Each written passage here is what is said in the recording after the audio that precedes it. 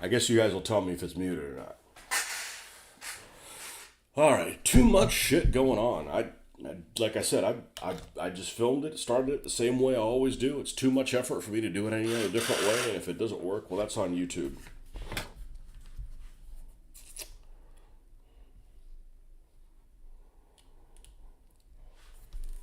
So, I don't know. I do not go out of my way. It's why I don't want to complicate my videos or anything else. That does not bring me joy, happiness, or anything like that. Still not hearing it. I'm back. Okay. Well, this time was because I didn't plug in the microphone, but on the video thing, I just film with my phone. Where is my phone anyways? Did I leave it connected? No. I just film with this. So the speaker's here. So unless there's like a plug here, why wouldn't you guys hear me? I don't doubt that you didn't hear me, but the mute was, somebody said they couldn't hear me, so I went to touch the mute on it, and it was unmuted. I mean, if you can't hear me with it being unmuted, muting it isn't going to help. So, you know. God, I hate technology. Why do you hate technology? Because this stupidity.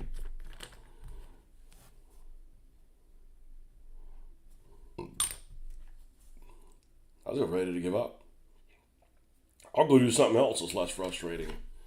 It's because you ripped on mimes.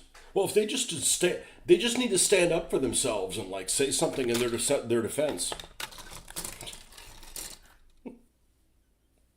Now we know who has a thing for mimes. They're fucking weird, man. And why are they all French? I don't have a problem with French people, but if French people were all, if every French person was a mime, I wouldn't like French people. They're kind of creepy. You know, maybe if they were like deaf, right? If like, okay, the only way you can be a mime is if you are actually deaf, then yes, okay, that makes sense, right?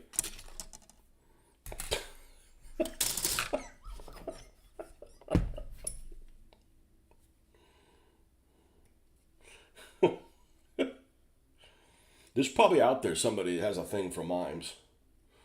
Which, by the way, I saw that clown girl. Why are you? I mean, okay, I don't know what people look like in the United Kingdom, but she's just an average-looking person here in the United States, or at least in my part of the world. I mean, she's not unattractive, but I'm like, what's her shtick with like wearing freaking dressed up like a clown, or at least face paint like a clown?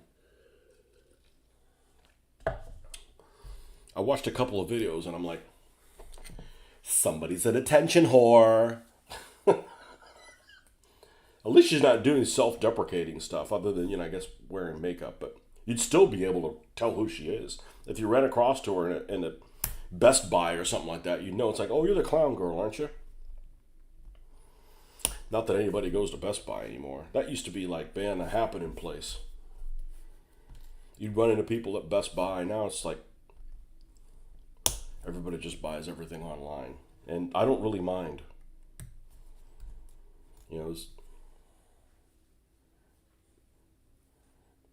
It happened at the same time that the evil C word happened.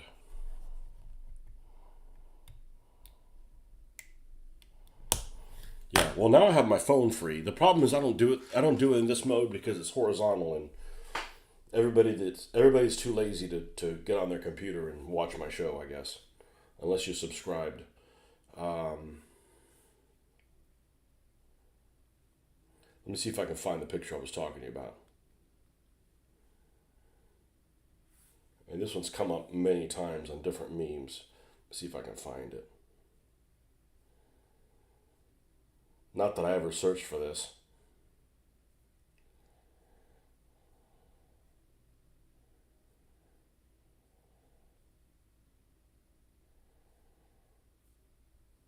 No, can't find it. But it was this picture of like some clown girl that was, I think she has balloons or something like that. And something along the lines of, no, if you're in the gutter, then I'm gone, or something like that. Like, in other words, like that tease would work for the OP. Last time I was in Best Buy, it was a ghost town, and that was 15 years ago. Same for Dick's. Dick's pricing is out of control, but at least the setup in the store is. They have a good selection. At least here in Florida, they do. But I don't go and buy sneakers at those places. I mean, I go to the outlet. Like, I don't care. Oh, they're this last year's style. I'm like, who fucking cares, man? I'm not spending $150 per pair of sneakers. You know, balloons. Yeah, she had balloons or something like that. And it was like that whole, like, I've never seen It, but I guess there's this meme of It, like, in the gutter, like, come here, little boy, I got some candy or something like that, right? And it was the same type of thing with some kind of sexy clown.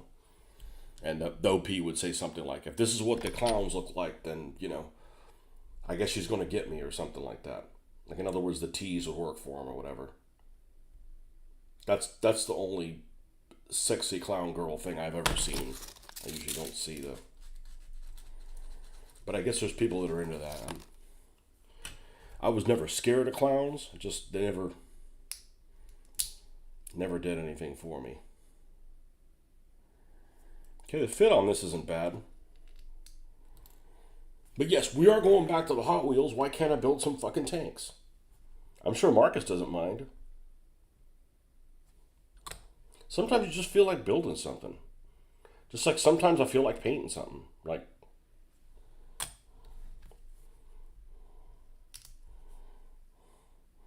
those days of building something for 6 months on end in DBA are over. I'm not doing that shit anymore. Like, I don't want to build this Byzantines, but I have to for this event. Fuck that. Life's too short.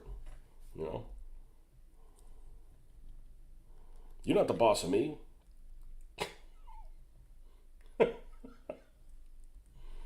Man, the fit on this is sloppy. Sloppy jalopy.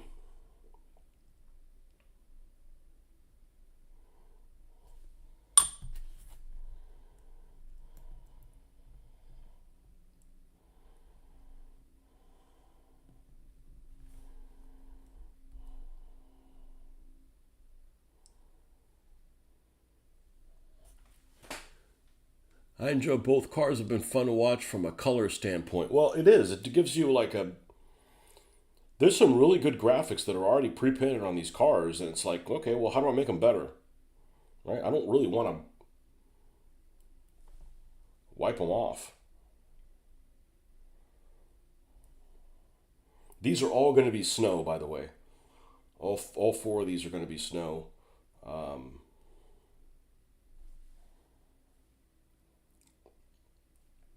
I'm new to painting things in snow camo, but man, they turn out great. Whatever happened to rescheduling Mitch's visit to yours or play something? Was it only a really tight window? No, I'm available for like a fucking week, and he just has a fucked up work schedule. Like, I can't do it Monday through Friday. I can't. I may be on a Friday with enough notice, but yeah, he has the polar opposite work schedule that I do. Polar opposite work schedule. And he's got, I think, at least twice as many days off, maybe even more than twice as many days off that I do. But I'm like, hey, what time you coming over on Saturday? And he's like, oh, last minute thing, I was gonna go to Orlando, and I'm like, because he's got like passes to go to the theme parks and stuff. I'm like, well, when are you gonna tell me? Like, let me know. I mean, if you got to go to to Orlando, that's cool. We'll do it another time. But glad I asked him. He's like, oh, it just happened last night. I said, well, so you've had 12 hours not to tell me. Anyhow. So one of you guys, I want to say it was, who was it? Justin. Why is it always got to be at Mitch's house? I'm taking him up on it. I'm not going to film at Mitch's house again. I have all the lighting here, all my setups here. I'm doing all the heavy lifting. Like, it needs to be convenient for me. And like, it's not like he doesn't do any gaming over there. So, we're gonna film here. And if we can't film here, well, I'll just find other people to play with. Just, I've got way too much work to do. And I'm not even talking about building this shit. I mean, I'm building this much stuff because I need that much therapy from work. So, No, I just said, well, I'll let you know in January or February when the wife is gone. I mean, we can do it while she's here, but, you know, it doesn't get in her way if it happens while she's not here, you know? Toenails in the meat or something. Can you not call in a health code violation at his workplace? He has a few days off. Toenails in the meat. Ooh. Ooh. I don't even want to see that even if it's cute toenails. Ew.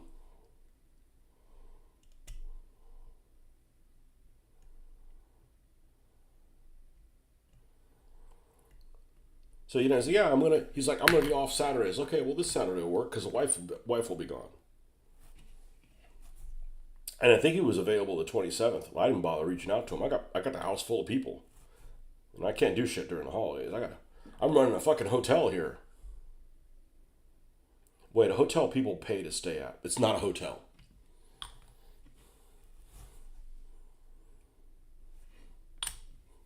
My house to a hotel is kind of like the difference between a bitch and a whore. A whore be paid stuff to stay. I don't mind people coming over, but you know, it's people that travel from far away.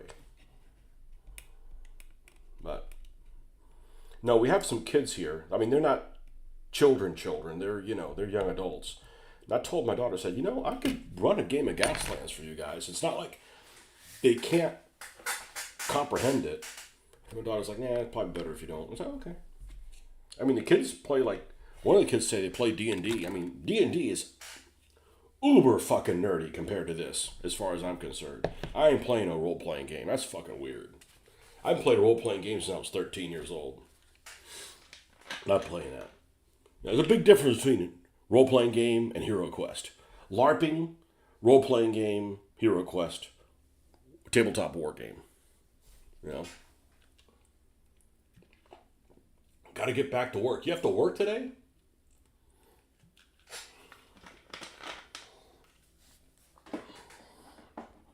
New photos unlocked. As many days as you get off and you have to work this one? Yeah, well, it wasn't my intention to have multiple streams.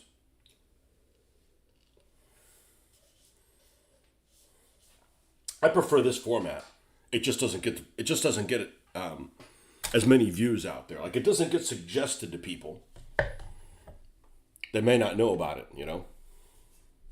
I prefer this format. I can see right off there how many people are supposedly watching. You know, the print on it is bigger, so I don't have to. I can actually squint and actually look at the things. It wasn't my intention to do so many things, but you know, sometimes I don't know. Sometimes things work out. Yeah, the fit on this top of this turret isn't wonderful, but it'll work. What else we got? The turret's done.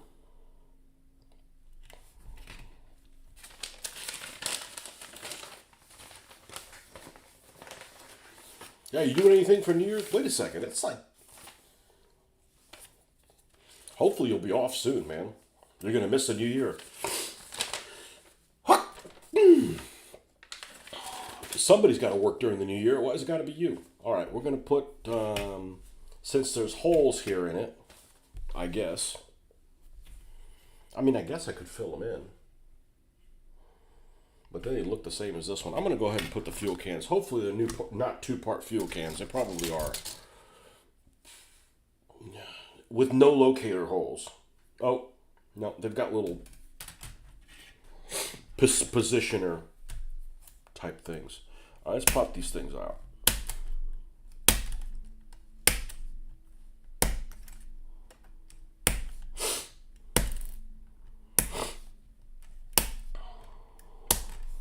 Yeah, the instructions are, the boxes down there are already affecting my sinuses.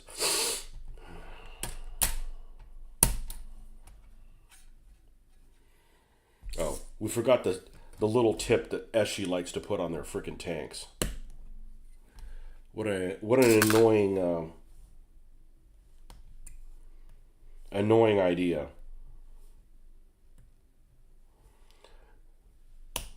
It's annoying because on the real tank, you can't see like a separation. So why put one on the model?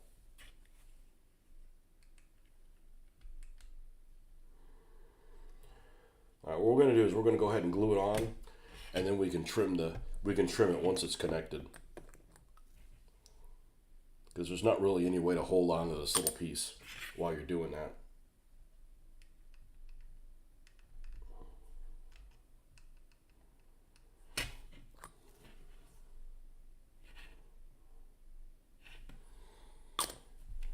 Okay, we'll come back and we'll trim that out later. All right, these two-piece things.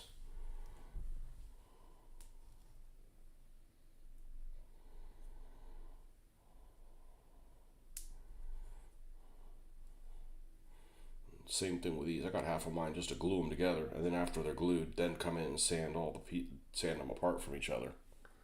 Probably. It is the Figure-atively model. Yeah. Well, I got it for $2. And I put the separate link tracks on yesterday, the end of yesterday's feed. So, I mean, you know how to do that. I hope. All with the power of cardboard. Even though the instructions were wrong. Didn't really catch me with my pants down. I was fully expecting something to... I think I even mentioned that on the feed yesterday. I said, the instructions on these things there's something wrong with them. And sure enough, it showed they had like a track piece 2 doesn't have any teeth. And track piece 4 all has teeth. And it told me to put all 2s on one and 4s on the other side, where it should have been alternated. Wasn't a big deal. Didn't catch me with my pants down. They're drinking too much amaretto while they were writing these instructions. They probably copied them exactly from the Eschi ones, and the Eschi ones were wrong. Who they were also drinking amaretto or having a Negroni or something. Don't ever have a Negroni. Those things are terrible. I forgot what it is that's in it. Is it the Campari? Something just makes you... It just tastes like hatred. Oh, you want a refreshing drink? Have this. It tastes like a tumor. It's like, good Lord.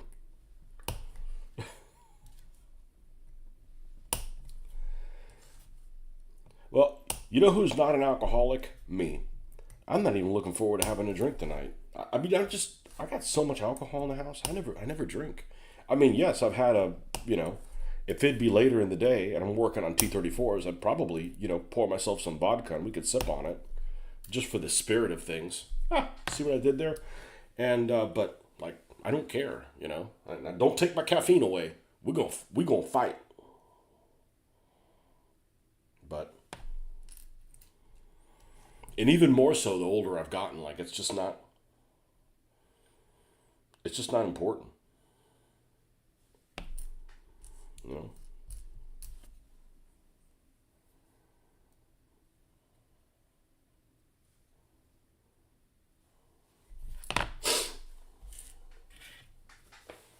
Yeah, these aren't bad, and these were weird. There were $2 for a package, and one package had 2 of them in it, and one of them had only 1. So I'm not going to complain because for $4 I got 3 of them, and they're not that bad of a model. Other than the gluing is piss poor the way they're done on there, but they're not bad. They remind me of those things you'd get at the zoo that were cast. You'd put, like I said, a quarter. Well, I was talking about that earlier today, but I was on mute, so you guys didn't know what I was talking about. Apparently, thanks YouTube, bunch of dicks. You'd put like $1 in, and there was this mold that would come in the 2 halves. It would inject the plastic, and the plastic was almost like wax. It was semi-transparent, kind of like this. Like it's not really transparent, but it makes you think that it is. It reminds me of that. But the gluing surface, I had to cut these off because wouldn't glue together right. And I don't know why they have such trouble with the T-34 suspension, but the one from this wasn't too bad, but I'm not tripping over myself to get another Matchbox model. Yay! Right in the garbage. Now, luckily it's not really garbage because that would mean there'd be like banana peels and shit like that in it. That's because the bottom of this is poorly designed. You know, I wonder when I get these cheap things, I wonder if I get them cheap because they just frustrated the hell out of somebody. Just like they knew what was coming and like, nah, I don't want to deal with that crap. Yeah, the bottom of this is like hardly deep at all. So like any little bit and it falls off. And I removed that AAMG because that's just pure fantasy.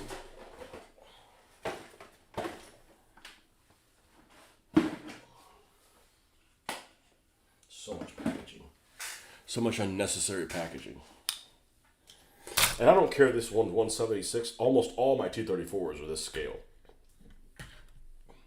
I have a few that are 1/72nd, but look, I'm not that much of a purist. I know you're not either. You know, it's like, oh, this isn't exactly the same scale. These are oversized a little bit. We need to cut them down. I'm like, I'm going to use them as they are. You know, there's just some other commie factory that decided to make them to their own spec. You know, I don't really care. I don't think it matters which way I glue these, because the bottom goes both ways. Yeah, it's got the pegs in the middle. So, all right. Let's see if we don't fuck this up. Let's do this. But I just felt like building something. I felt like using some weld cement.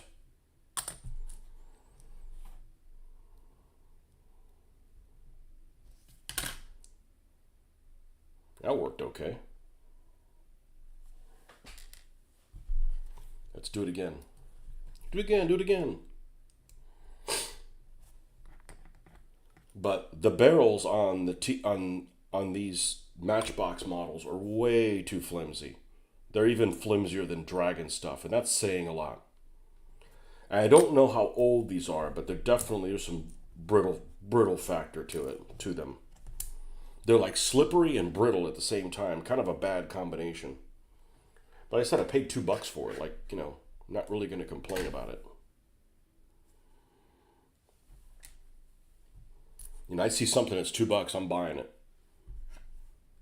Like, I'm not letting somebody else buy it and not build it. I'm going to build it. Like I said yesterday, even if I never painted these, and this is all I do with them, I'm getting my money's worth out of them. And it's not likely I won't paint them. It's likely I won't use them in a game. That's okay, you know. All the guys that build models at the model meeting, they don't use them in any game. They don't play any games with their models.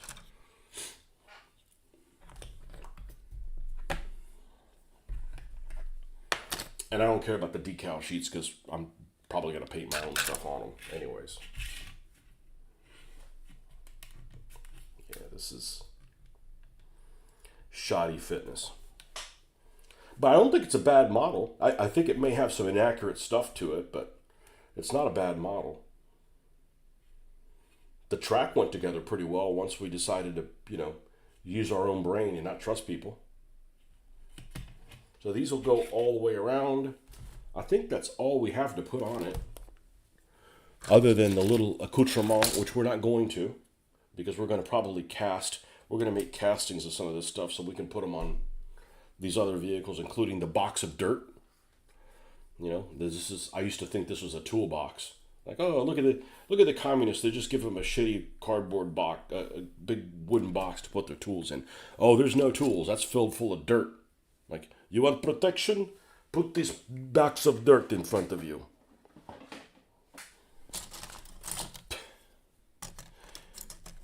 Well, at least it's not flammable.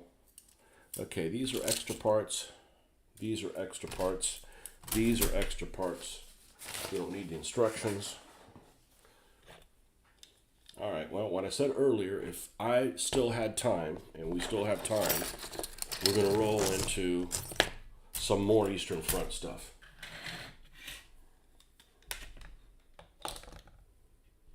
And we had to repair this. We had to repair this headlamp thing because taking it off, it cracked. Because again, I don't know how old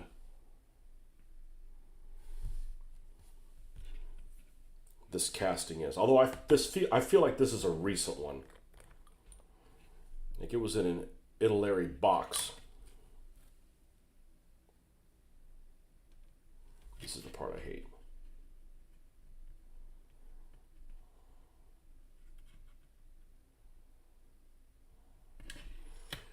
using my giganticus fingers.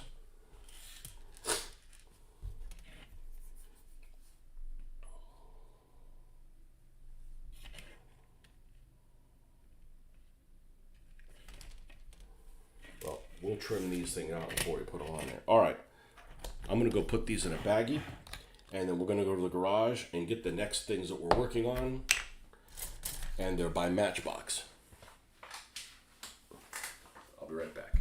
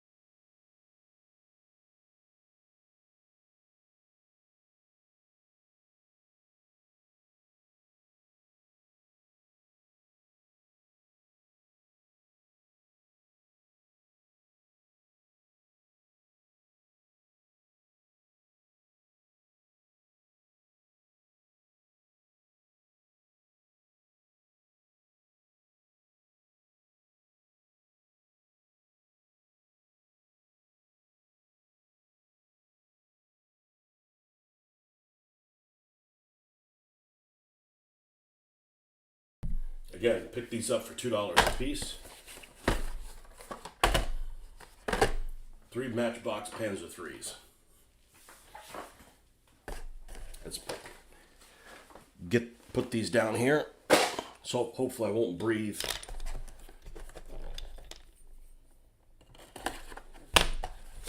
Too much of this, because there's stuff in here that's breaking down. I don't mean the plastic. I hope the tracks are all right.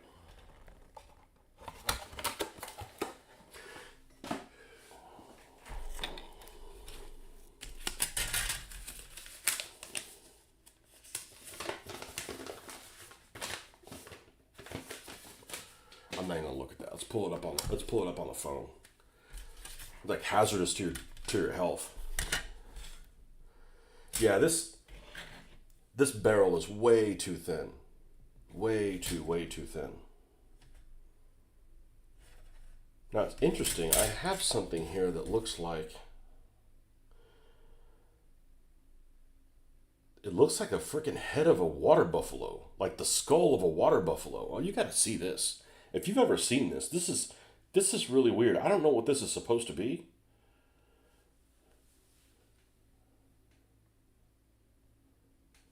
I don't know if that's what this piece ends up being, but look at this. That looks like the skull of like a freaking cattle. Look at that. We'll pull up the instructions on ScaleMates, but I want that paper away from me because it's obviously breaking down.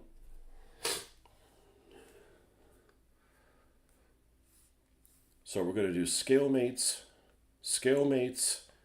Matchbox, Panzer III. They only make one Panzer III, so that should do it.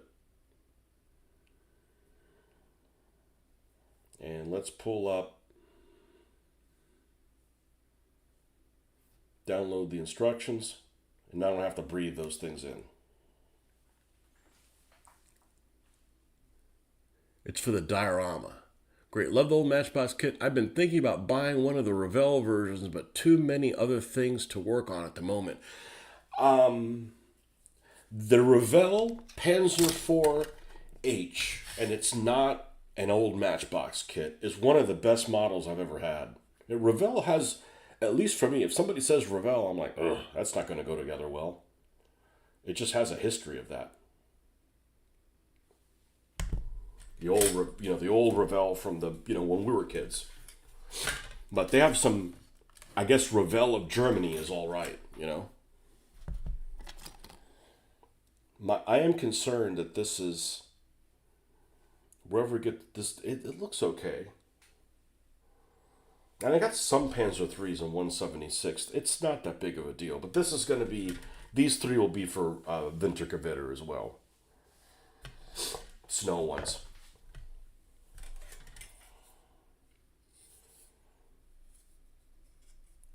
Does it have the... I don't know if the L is supposed to have the openings and the escape hatches there. I don't care. I'm gonna build it as is. Am I? I don't know.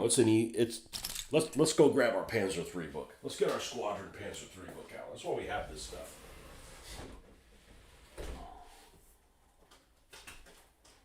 Sherman, tank destroyers, aftermath corps, self-propelled guns, Panzer III in action.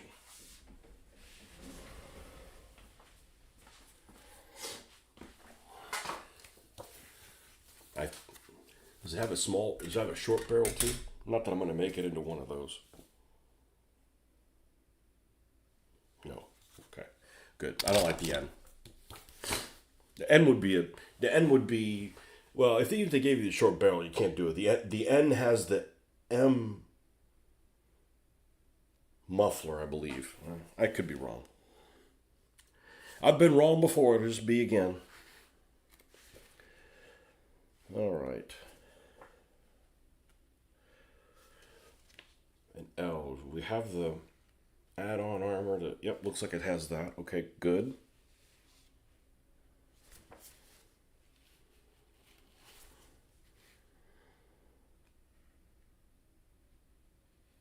Aha! I knew it. The L's not supposed to have that hatch.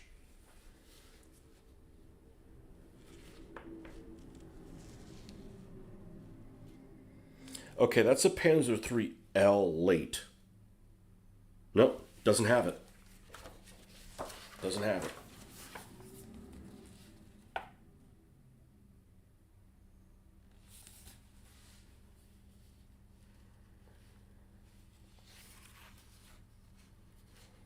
I knew it. So that's incorrect.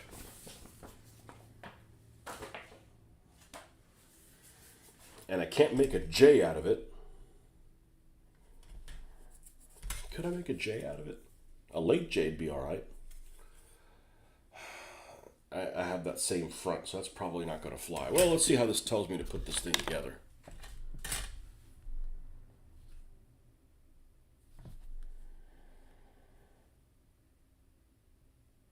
No. No. Alright, well, we're going to have to either put snow over that or remove it. But it's not supposed to have that. An error! Haha.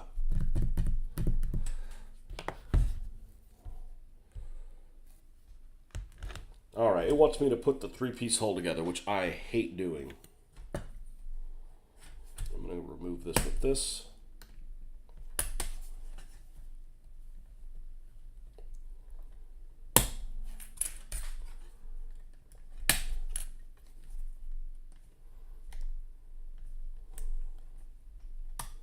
You know, the problem is those things weren't very useful to begin with. Panzer IIIs have a lot of rounds in them. I think they have carry over 100 in there. And, you know, even if you could use a side escape hatch, there's always ammo or something in the way. Let's not cut this very close to the hull. At least this is only one piece.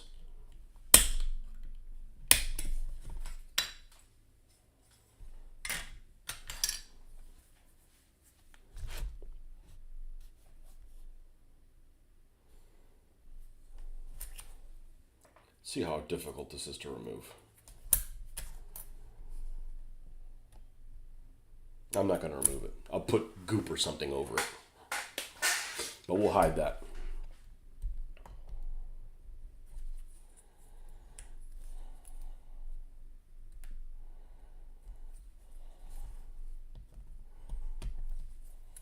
Know your Panzer IIIs, folks.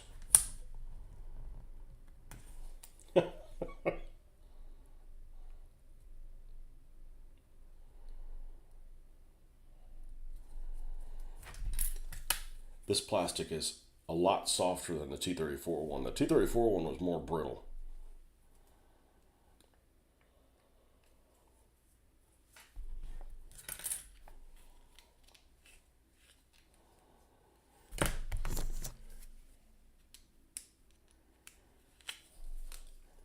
It's for the diorama. Now, I got these diorama bases. I've never put one of these together. This is the first. This T-34 is the first Matchbox vehicle I've ever put together.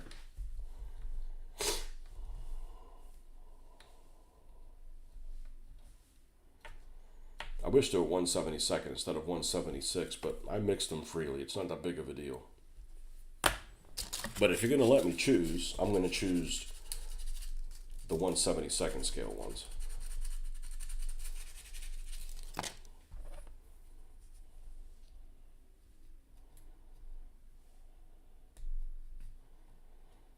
You watch any of the Little Wars stuff on their Winter Storm thing? I'm like, great. I've been talking about doing this for a long time. Now people are going to think that the only reason I'm doing it is because Little Wars put a video together of it. Those sons of bitches.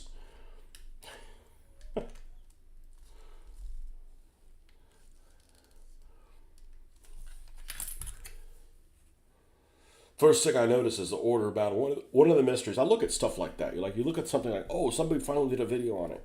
Well, let me see if the stuff I was thinking was correct. And one of the questions I had was which martyrs that they used. 6th Panzer Division you had some martyrs, and I haven't been able to find out which ones they are. Whether they're the Martyr 2s or they're the Martyr 3s with the 76.2 millimeter gun. The really top heavy ones. So in the order battle for the scenarios, they show that we call them Martyr 2s, but then the graphics they give you for free are Martyr 3s. So I'm like, I caught you on that.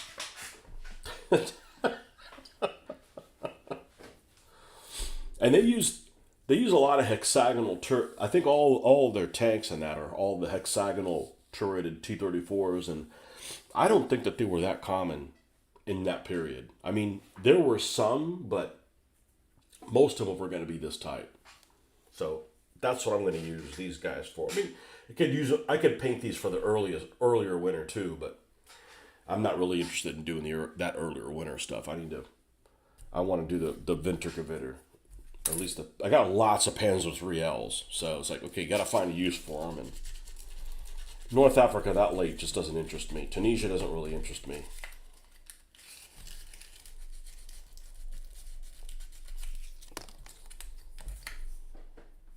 All right. So we have the one with the big overhang goes towards the back. Now it wants me to actually put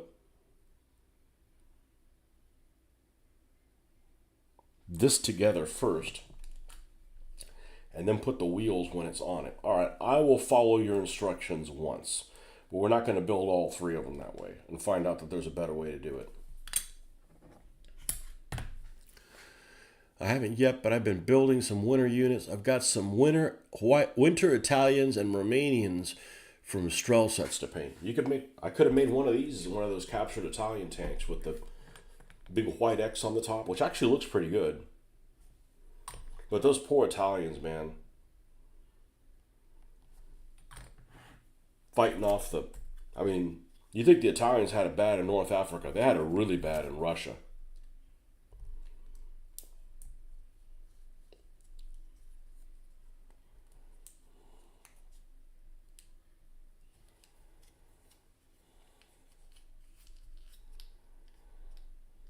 This is one of the last actions where the tank brigades that the Soviets had were mixed types. There's the Soviet tank brigades during this late 42 period had about equal number of light tanks as they did mediums. Well, at least on paper. So they either had T-60s or T-70s along with the T-34s.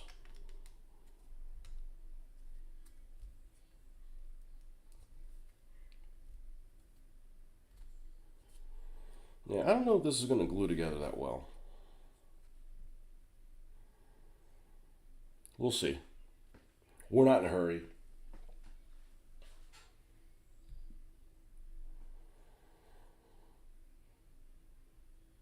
I have not done a gray German vehicle in snow yet.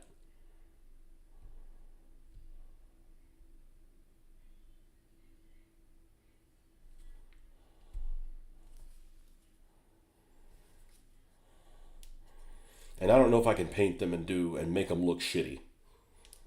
You know, there's some real shitty historical paint jobs out there. I don't know if I can do one of those.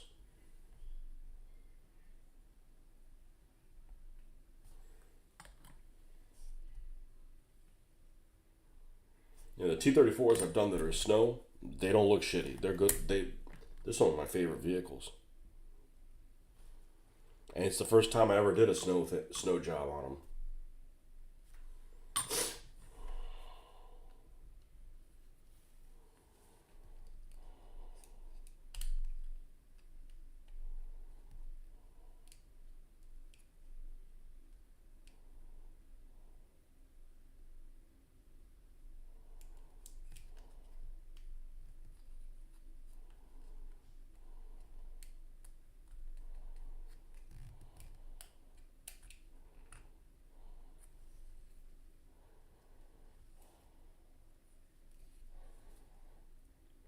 My favorite thing about Plastic Soldier Company is that this all comes as one piece.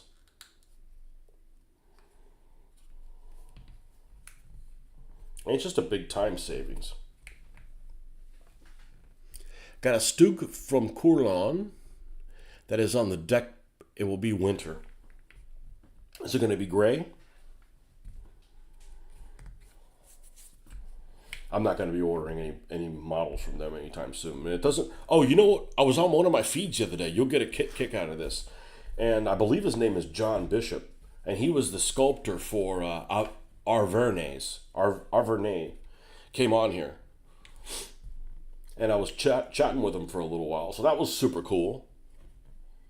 So I showed him the Alverne. I said, I'm the one that suggested to what's his name to build that for you to do the Mark IV cruiser. And I showed him my Mark IV cruisers, of which I haven't finished any of them, but I ran out of space is more of an issue than I'm not playing the game. Not playing the game isn't really that big of an issue. I don't have any space to put anything as I'm building more tanks. I just feel like building them. But these are, if they break, these are easier to repair than the resin stuff. The resin stuff is a pain to replace. But that was pretty cool. He came on here. He was on here for 15, 20 minutes. I showed him all the tanks back there. And yes, gray with a slight dusting of white and bed sheets. Make sure you make the bed sheets the correct size. You don't want to, you don't want to use like ones that are like, oh, these bed sheets are 60 inches by 54. Oh, they use metric bed sheets, man. You got them wrong. You're off by a little size. Make sure you get the reference material, bed sheets of the Wehrmacht on the Eastern Front.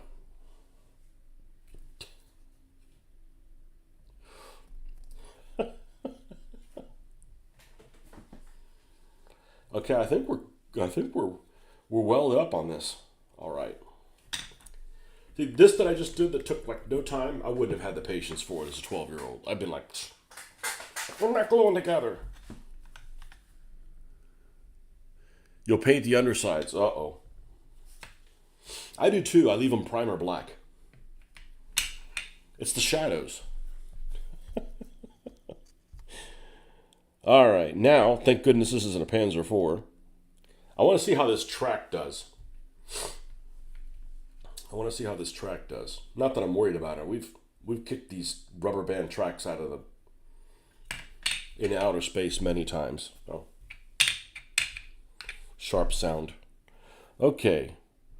2 idler wheels. And I'm not going to check if the idler wheels are accurate. I'm not that kind of nerd. I can't nerd out over everything. Yeah, let's use this, even though these are like really fat in a way. I probably would have liked as a kid that this was molded in different colors. Now I just find it as an annoyance. I'd rather it just be molded in light gray. That would be my preference.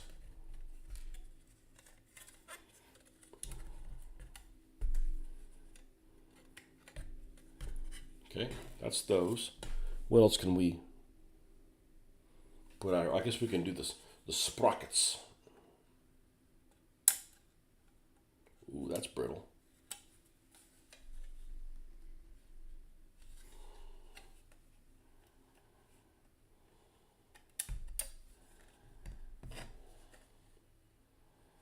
Road wheels look accurate enough. See what I did there? Like, it's not obviously the wrong thing. It doesn't have pistol ports in the turret, does it, that I have to remove?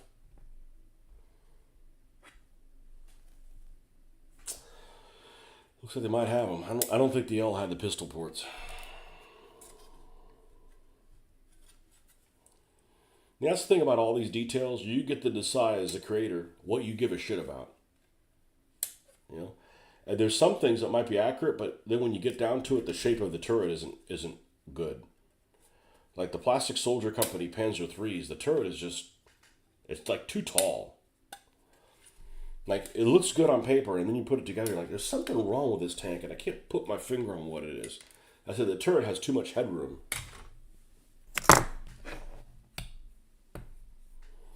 And it might be a tiny difference, like, 10%, but it's enough that you notice it.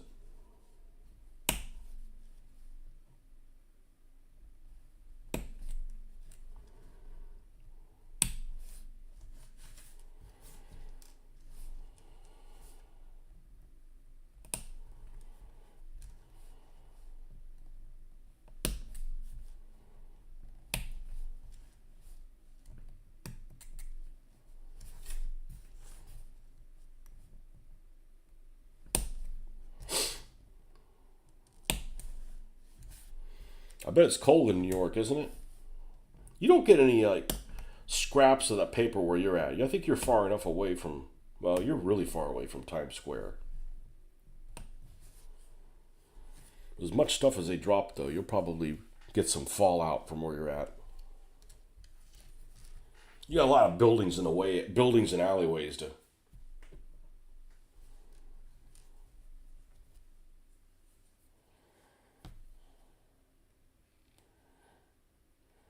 You guys don't watch that Only Murders in the Building, do you? That's over. That supposedly takes place near where you live.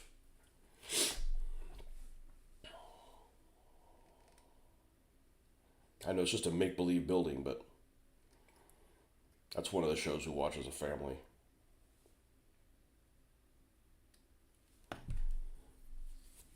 Definitely the thing that I've enjoyed the most that Martin Short's ever been in.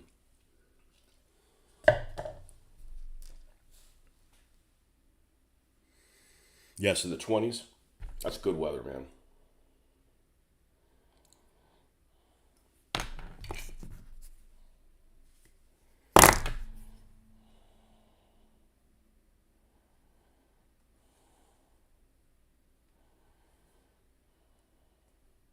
I think they made a reference to a location in the show the other night. There was like 86th Street. I'm like, that's over near. That's Marcus-ish. That's Museum of Natural History-ish. I forget exactly what street that's on, but it's up in that area.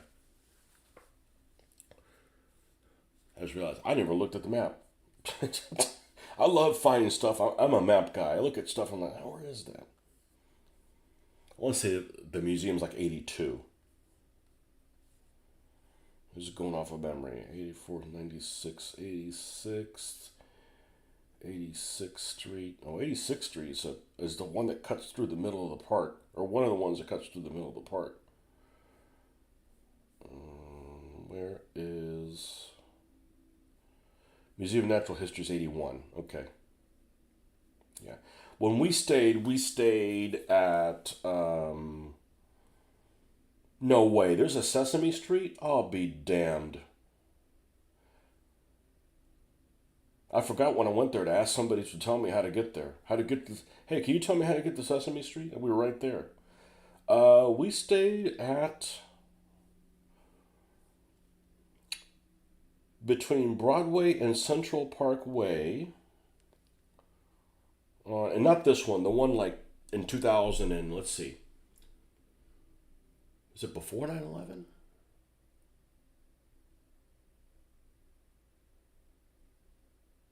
think it was before 9/11. It was before 9/11 when we stayed there. It was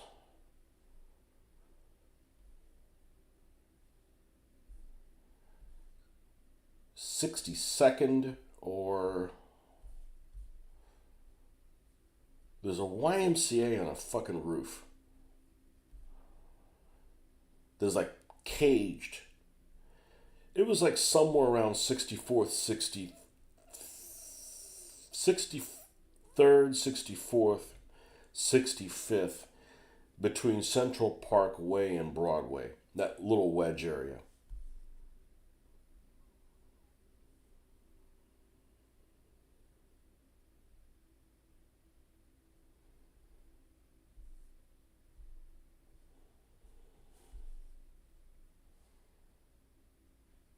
Yeah. Man, I got wore out walking everywhere.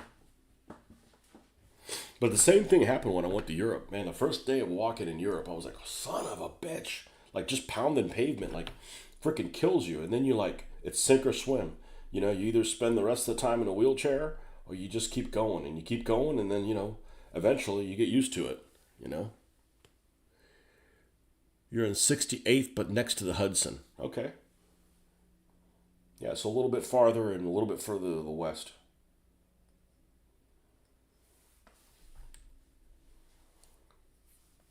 You know, you can't walk here. You know, just like you can't walk wherever you're from. Well, you're probably not near it. But it's like, you know, where we're from, you know, because you're from a suburbia type place. Where we're from, if you're walking on the side of the road, you're either not well, your car's broke down, or I think that's the only two things, or you're a homeless person. You know, and it's just kind of sad that that's just how things are. Or you're out for exercise, right? You go to New York or Europe or whatever, you know, you're out walking and people that are, you know, as mentally well as you are out there walking. It's kind of cool, you know. Now, if it's raining, yeah, it probably sucks. But, you know, in 20-degree weather, yeah. I'd be like, Marcus, let me go on a grocery run for you, man. It's 20-degree weather. I want to be outside. And 20 degrees really isn't that cold. And 20 degrees here is a lot colder than 20 degrees in New York. Because it's when it's 20 degrees, it's wet. And it's penetrating. 68th and the Hudson.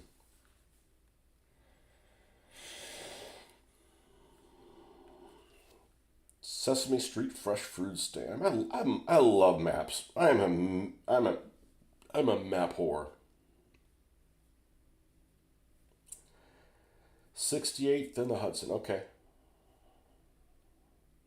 Little Engine Playground. Busier than usual. Okay, so you're near Pier 1.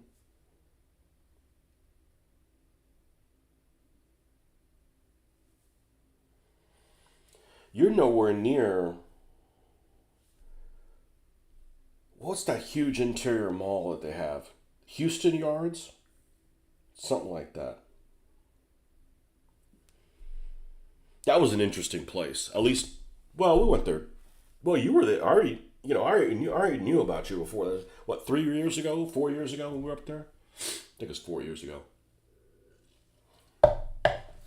Yeah, they had that little... they had that one restaurant that's called Little Spain that just reminded me of like...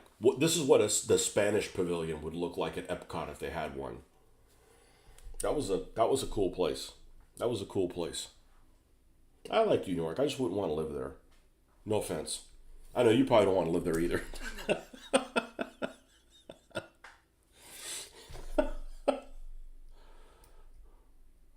It is nice you don't have to have a vehicle. Actually, if you had a vehicle, it'd probably be a bigger inconvenience. Even if you didn't have to pay for it. It's like, shit, where do I put this thing?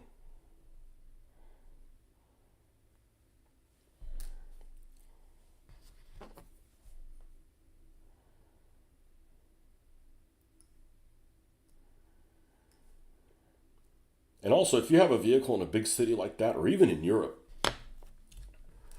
people like really baby their cars here. And they're fucking expensive, you know? Like I go to anywhere, like if I'm going to Walmart or something like that, I just won't park as close to the door. I'll park somewhere where I don't think somebody's gonna bang into me.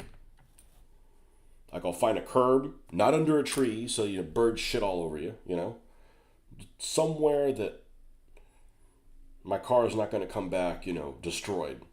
And I don't have that expensive of a car, but any car is expensive. You know, I don't have a Mercedes or a Beamer or anything like that. Don't want one of those, but people in Europe, man, the parking spots in Europe were barbaric. Barbaric how tiny they were. I did a live feed from there. It was literally like centimeters. I don't know how they got that out of their car. I genuinely do not know how these people got out of their car after they parked it.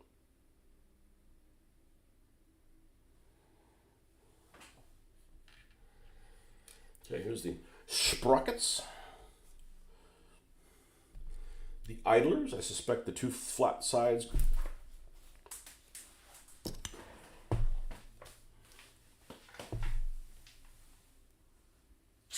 Startles you when you drop something. 2.5 more years and it's probably back to Virginia.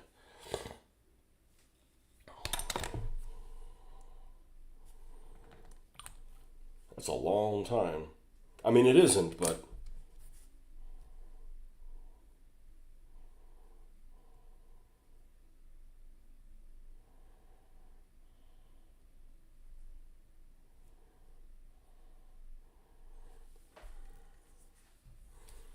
you know, 2.5 years really isn't a long time. But if you tell me, like, from now, what am I going to be doing in 2.5 years? I don't have a freaking clue.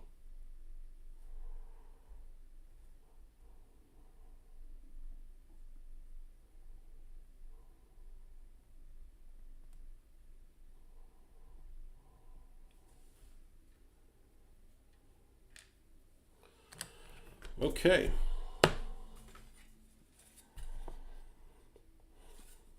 Well, this is an interesting combination. I've never seen anything like this before. These wheels are damn near fully built, and yet they have little backs to them.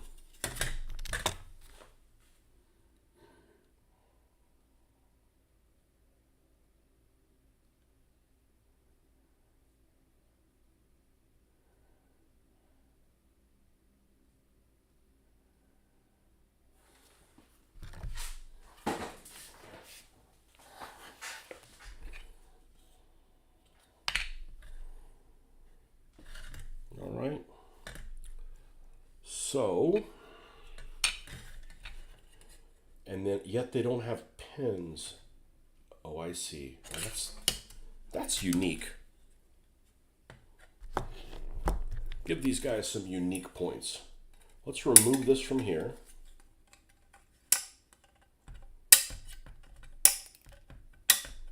Brittle.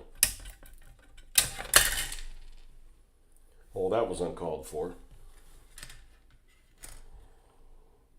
Okay, and they're going to go with this halves, these halves over here. God, whoa!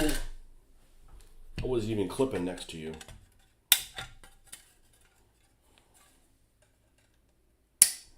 Yeah. These have every sign of being printed a long time ago, being cast a long time ago, and they spent time in a Florida garage that was hot.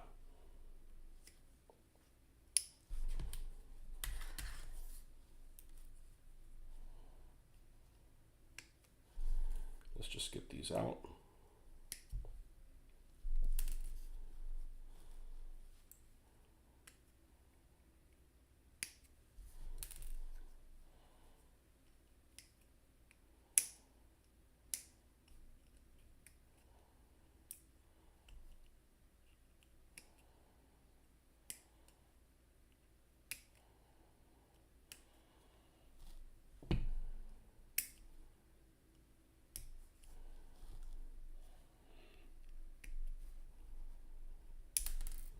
And I know I'm not going to put any Balkan kreutzes on these things. We'll just hand paint them. I mean the decals. I actually get to the point where I actually enjoy doing that. Painting the little German crosses by hand. I find it relaxing. I know that sounds sadistic, but is it really? Am I really crazy for wanting to Hand paint German crosses. I think it's crazier to enjoy running. What do you do? I enjoy running, like because somebody's chasing you. You don't want them to catch you. Say no, just for the yucks. I'm like, okay, well, I enjoy painting little German crosses. Well, that seems crazy and stressful. I'm like, well, you got your head on wrong, dude.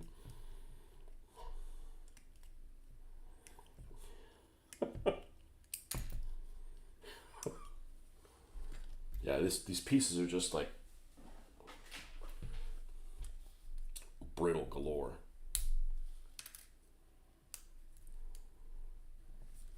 You know, the problem I have is I got this garbage can. It's completely full of these empty boxes. And I don't have space to put the stuff that really does need to go in here, like these little chips of plastic. There you go.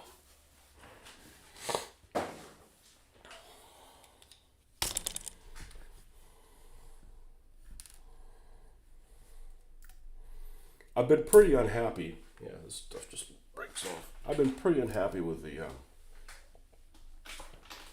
Yeho primer. I just don't feel like it's worth it. I don't think it's worth a shit.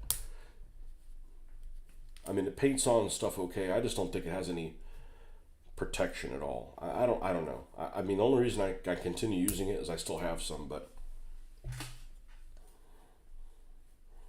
I need to go to something else. And I don't know what to go to.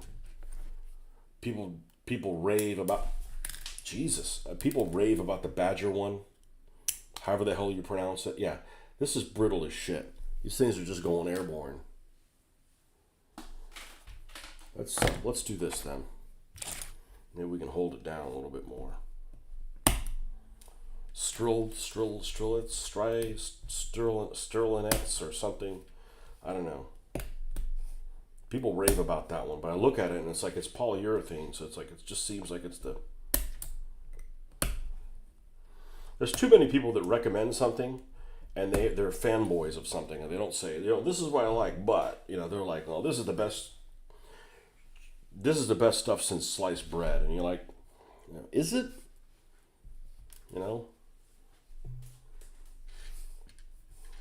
But now they even carry this Vallejo primer at Hobby Lobby. I'm like, well, that'd be convenient. Not that I go through very much of it. I think I've only bought 2 bottles of it ever.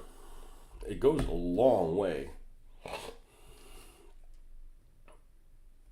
But man, it rubs off with just minor handling.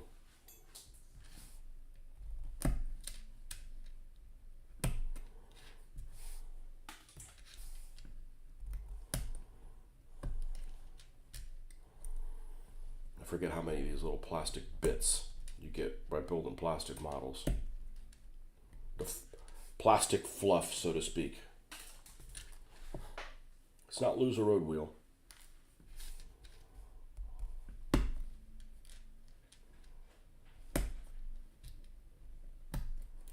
Well, it sucks that today's feeds didn't have any volume because I did it exactly the way I always do, including the feed that we had yesterday, which apparently there was no problems with. So that's on the YouTube end. I didn't do nothing different. I didn't do nothing.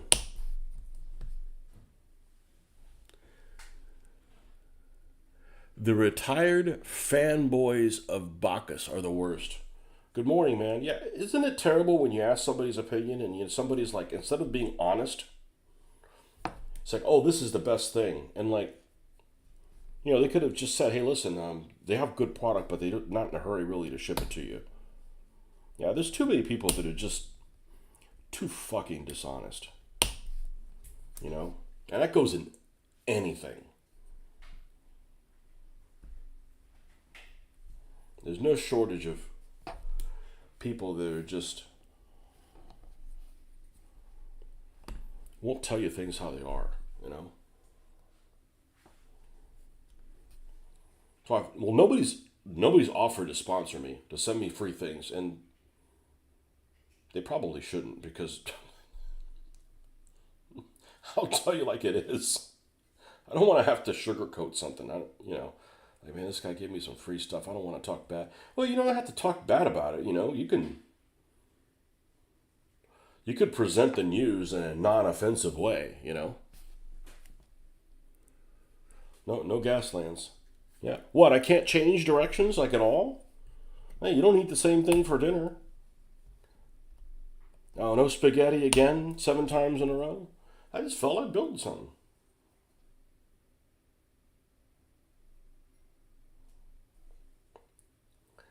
Damn it, Joe. We drove through your future hometown yesterday. I went to the range.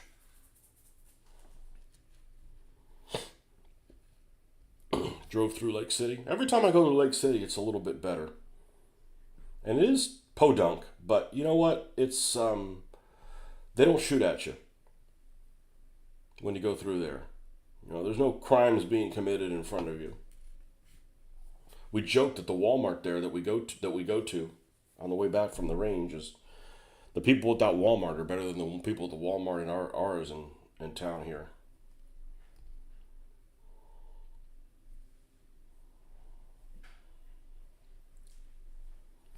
They have a really bad selection of die-cast cars, though. I did see some redneck scalper dude there.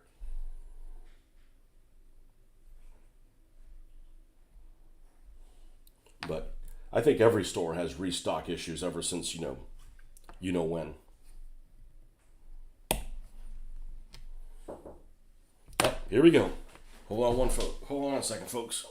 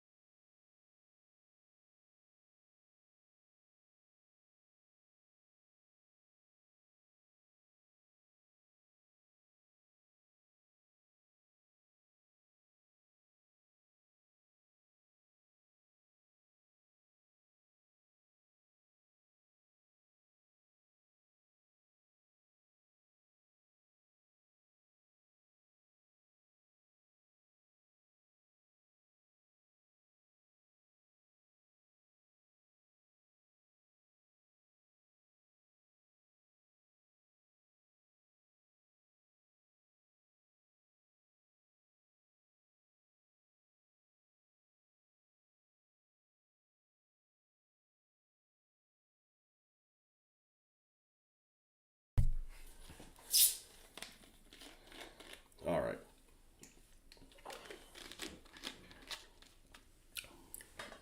Not used to people being up this early. Shit, I now gotta get up at 4. I'm not used to freaking having false starts with YouTube not giving me my volume. I don't know what the hell that's all about. Now, I guess we'll just film from the computer for the next couple of weeks, and then go back to the phone and see if it's straightened out. I hate that shit. Makes me want to quit filming. Like I do this for it to be frustration free. Don't create frustration in my hobby. Be like these people that watch sports and they yell at the TV all the time and they're angry. Oh, I can't believe we got ripped off and our guys got cheated. Like, why do you even fucking watch that, man? It's just creating fucking stress in your life.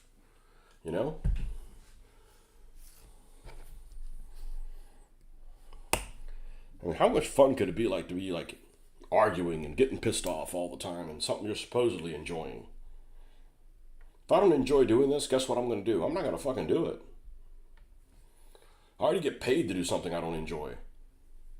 I certainly don't need to do it for free.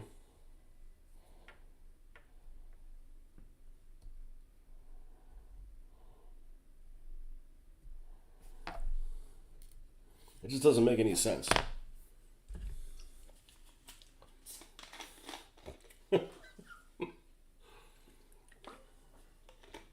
Right?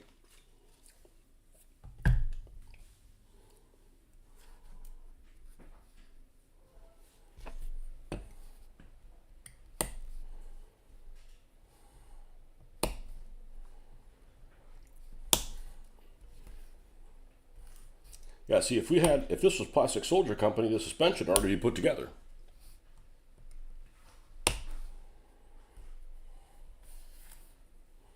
And is it enjoyable to put down together models? Yes. Is it enjoyable to do this part? Not really. This is just kind of menial shit, you know?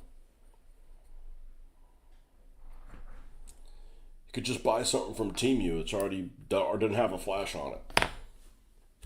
Not that I've ever ordered from Temu or Temu or however it's called. I ordered from AliExpress only one time. And I got pirated shit. Temu's got to be worse.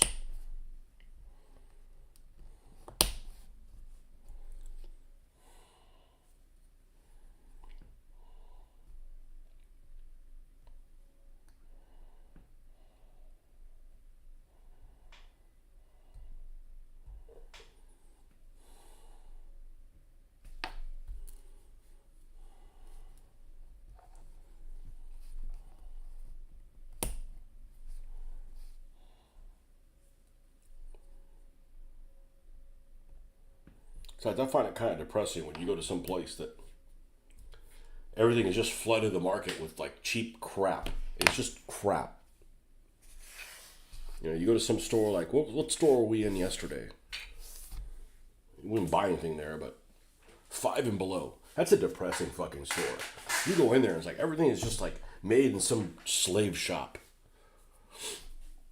You know, it's all garbage. It's just, here's stuff for you to buy. Like, I don't want to buy that stuff. It's just all garbage. Disposable merchandise.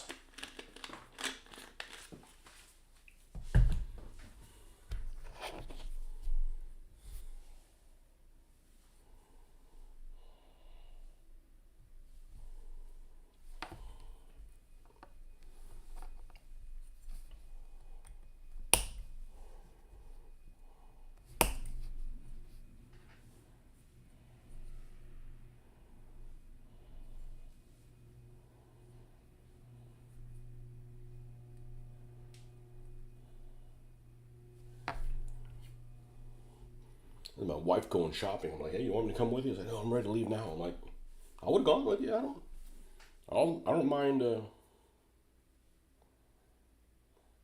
mean, as long as it's not clothes shopping.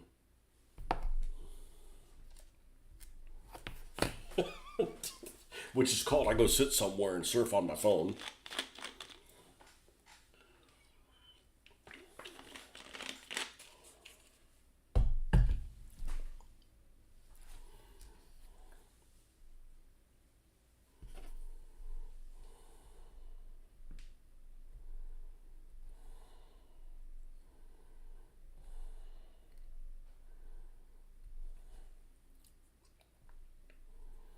But I don't mind doing this compared to some other things that I have to do that I don't want to do. You know, this really isn't busy work. Like, you gotta clean these things off or you'll never see the thing built. Like, it has a purpose. I mean, there's better ways to do it, but, you know, again, you buy something really cheap and that's what you gotta do. You know, you gotta spend your time putting it together. How does this thing fit? Let's see. Let's put one of these together.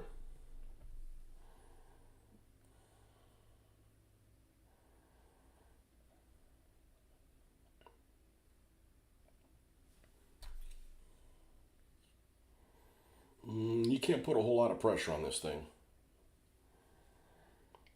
So, you know, I'm pretty good at the tracks now. I wasn't as a kid, but we got lots of tools. We got a happy Mr. Stapler that can help us out. Lots of ways to skin that cat. No offense, Joe. I really want to know is, where'd that saying get created? Lots of ways to skin a cat.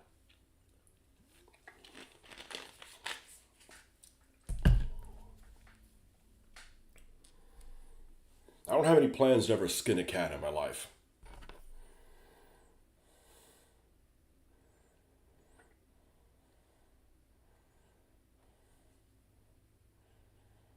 Although, I may be imagining this, but I think I saw a show, or it might have been a movie, where some lady, I think it was a lady, her character or her person said that I don't think it was a movie. I think it was an actual show where somebody had like pets that died of natural causes. She didn't kill her own fucking pets. All right, she's not that kind of a sadist. But her pets died of natural causes, and they had they had them turned into pelts to remember them by. And that's pretty fucking sick. I mean, I'm not a pet person. I don't dislike pets. They've just never been part of my life. And I could totally see, especially dogs, because dogs give a shit about you, or they can. And I got a soft spot for them. I don't want any of them in my life, but that's sick and twisted. You know, yeah. I don't think it was. I don't know what it was. I want to say I saw it in the last couple of years, and I wonder if it was an older, some cat lady, that, and she wanted to remember Fifi or whatever the cat was named, and turned them into pets. They didn't stuff them like they do the dog on Scrubs. Whatever the dog's name was. It's just kind of fucking sick. I don't want to be reminded of death all the time. Death is just fucked up to begin with. So as I'm building things of death, you know what I mean? It just, mortality is fucked up. But, yeah, I wouldn't want to be reminded of that.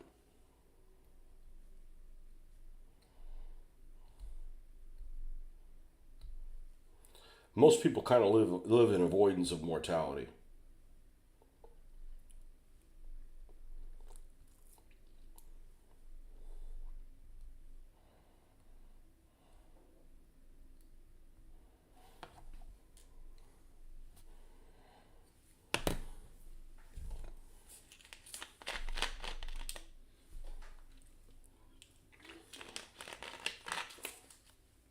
Now, speaking of cats, I'm not a cat person. I've encountered two cats I really cared for. One of them in particular. This cat was awesome. It wasn't my cat, but it was the cat of someone I used to game with. And Jack was an awesome cat. And then he went and fucking died. What an egotist. Leave everybody hanging while he's dead. Nah, he was a cool cat. He was a pretty big cat, white cat. He was cool. He'd come sit next to you while the cat sits next to me or sits on me while I'm watching TV. Yeah, I'll pet the cat. I don't have a problem with him. I'm not allergic to him. I think my daughter is, but didn't get that from my gene pool. Just saying. I'm only allergic to stuffy old models that are falling apart and getting asbestos.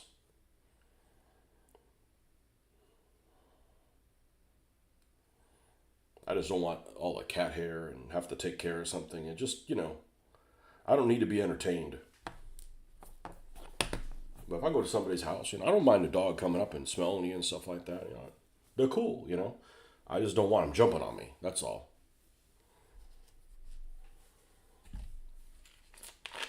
And they've never been a part of my life. I never grew up with pets. We had a fish tank once.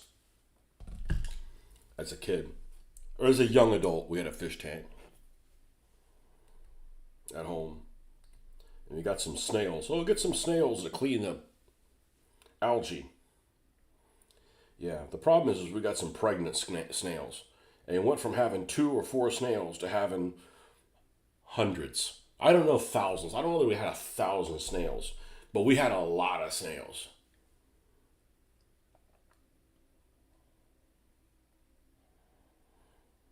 All the fish came and died. Like they usually do. And all the snails were just had a field day.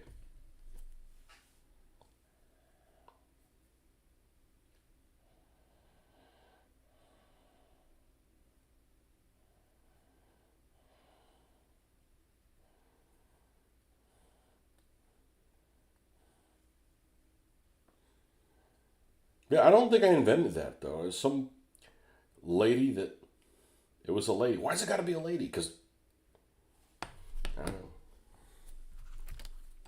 I gotta look that up. Let's see how good my Google Foo is. I'm a black belt in Google Foo. Lady keeps pelts of cats for there's even says for years.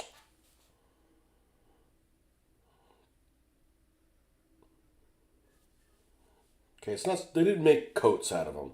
Okay, this is 101 Dalmatians. Didn't make coats out of them.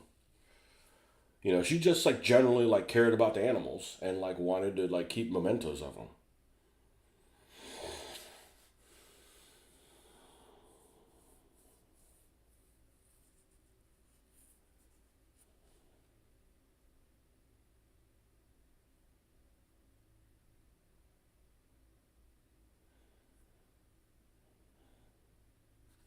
Yeah, I don't know. I'll have to look that up. I know I didn't invent it. Did you hear about the kid who ate a snail and ended up in a coma and dying? No. But I would never eat a snail. I told you I'm not French. There's some things I refuse to eat just out of principle. Okay? I am a person of principles. You may not agree with them, but I'm a person of principles. The place that we went to in Mexico is known for people eating bugs, in particular grasshoppers. And they roast them, and they're an excellent source of protein, and they taste like this other stuff. You know, they also taste like, this other thing. You know, I'm like, I'm not eating fucking bugs. I'm not eating fucking bugs. My ancestors didn't come over to the New World to stop the sacrifices and eat fucking bugs. Okay, I'm not going to do it.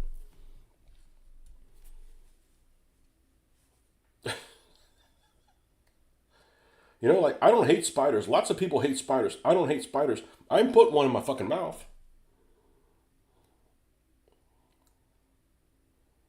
Snails, same thing. Snails are cute, right? Not all of them. I mean, the ones with the two little antennae, whatever. There's a couple of them. I think my daughter was off at college, and there was one that was crawling up on the wall.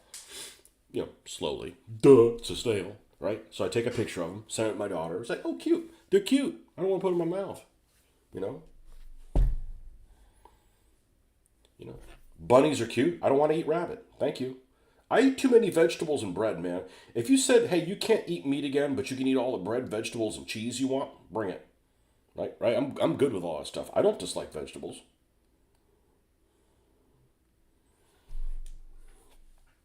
Eat no snails. I ain't eating no fucking bugs.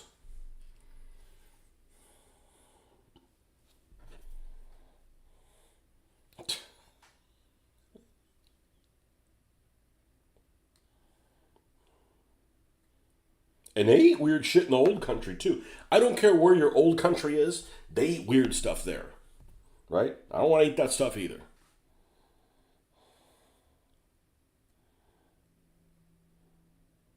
And I'm not really that picky of an eater, but there's just some things that shouldn't be in your mouth.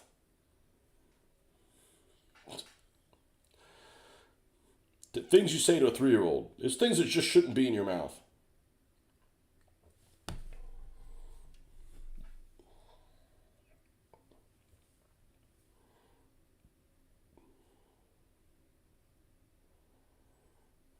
Coma for eating a snail, yeah.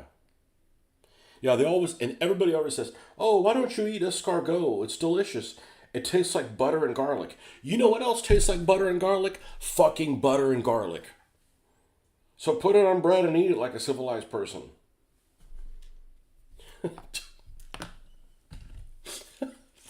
they're expensive too, China has everyone beat on eating weird stuff. No thanks.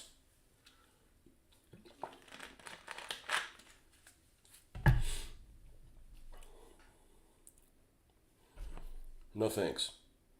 And you got that meme or that video of that one guy who was that mayor of that someplace in Wisconsin or whatever, where they have all those Somali people. And he was like, this video of him like, oh, supposedly enjoying Somali cuisine. I don't know what the hell Somali cuisine is. I looked it up. And I don't know that I got correct definition. Because you could say like, okay, oh, this person doesn't like Southern food. Okay, there's some Southern food I'm not eating. I'm not eating pig's feet and shit like that, right? Like if somebody says, here, enjoy these pig's feet, I'm like, no. I mean, I get visions of what, of Mitch's feet or something like that. Like, I don't want to eat fucking feet, I don't hate feet, but I don't love feet either, So there's cuisine in any country that is, I'm not going to eat. It's not like, oh, you just don't like food from Africa. No, I'm sure there's some stuff over there that would be just perfectly fine. I'm just not going to eat that. We went to the Moroccan restaurant in Epcot, and I'm looking through the menu, and I'm like, I'm going to have a hard time finding something to eat here because they use some spices that I just don't, I don't want to eat like meat and raisins together or meat and cinnamon. Like I've tried it. I don't like it, That Somali situation is insane in that state. Yeah, I don't really know what's going on, but here's the thing. I'm going to say this from the vantage point of my dad's experience. My dad came to this country in 1960 because he could no longer live in the country that he came from because it went commie. Okay? So he left here. And he never forgot where he came from, and we always spoke Spanish at home, but my dad accepted this country and as his own, and I don't know anybody who loved America more than my dad. But he also wasn't like, we're going to be over here with our people and we're not going to have anything to do with anybody else. And, we're all part of the same team. We all need to cooperate together. And if it's like, if you're just hanging out with the green people and you're like, I'm only going to do stuff with green people and screw everyone else, and you're in the land of the orange people, maybe I shouldn't use that. But if you're in the land of the, of the purple people, and you're only going to hang out with the green people, the purple people aren't probably going to like you very much because you're like not trying to cohabitate, right? We're all in this together, right? We're all humans.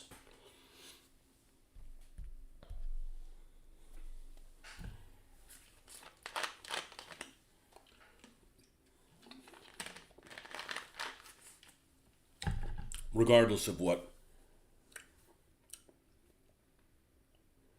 view you're from. So I always kind of looked at it like that. I just always thought it was weird that people self-segregate,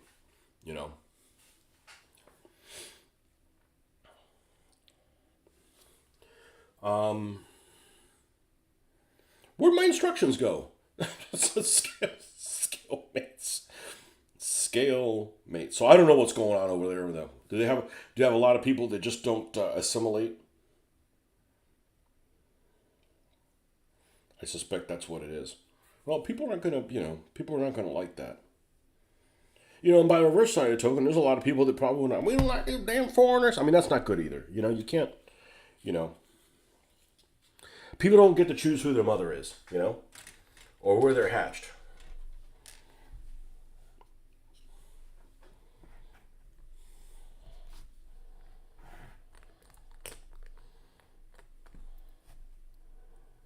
Yeah, I don't know. I don't watch the news because the news is just there to divide us, pretty much.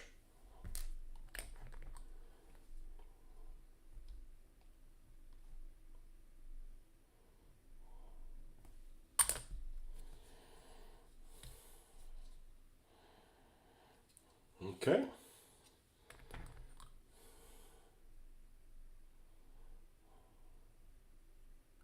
I don't think the Germans had a single vehicle that had the sprocket, the drive on the back.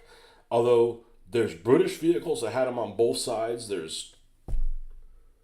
I don't think there was an American World War II vehicles that way. That came post-war. The Soviets had vehicles that went both ways. The Elephant has double drive sprockets, or at least the model is. It's got sprockets on the front and the back. That's weird.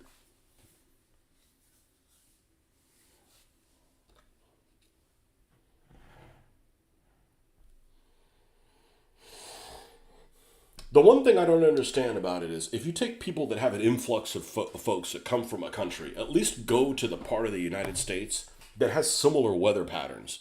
Like somebody from Somalia being in Wisconsin is like me moving to Mars. It's just like there's nothing in Somalia that is Wisconsin like. Nothing. You know?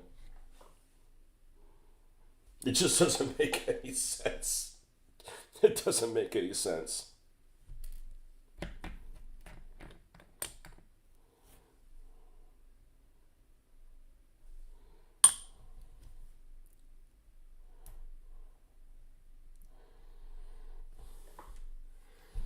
I mean, talk about not knowing how to shovel snow. I mean, that's like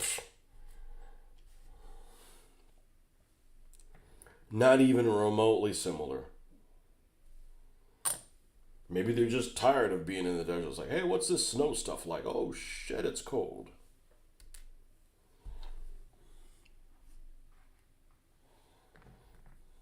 Yeah, that thing's all over the news, and I don't even watch the news.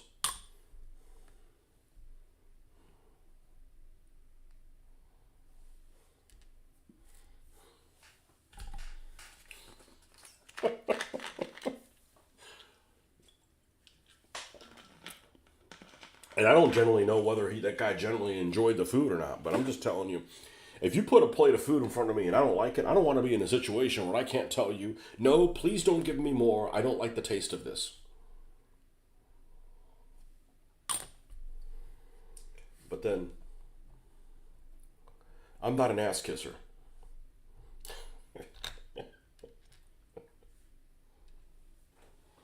You know, and a lot of those flavors, like I was looking at some of the flavor profiles, they're like things that I like. I just don't like them in combination from each other. Like cinnamon, I don't hate cinnamon, but sometimes I do. You know, and sometimes things just don't. You know, like I like Apple Jacks.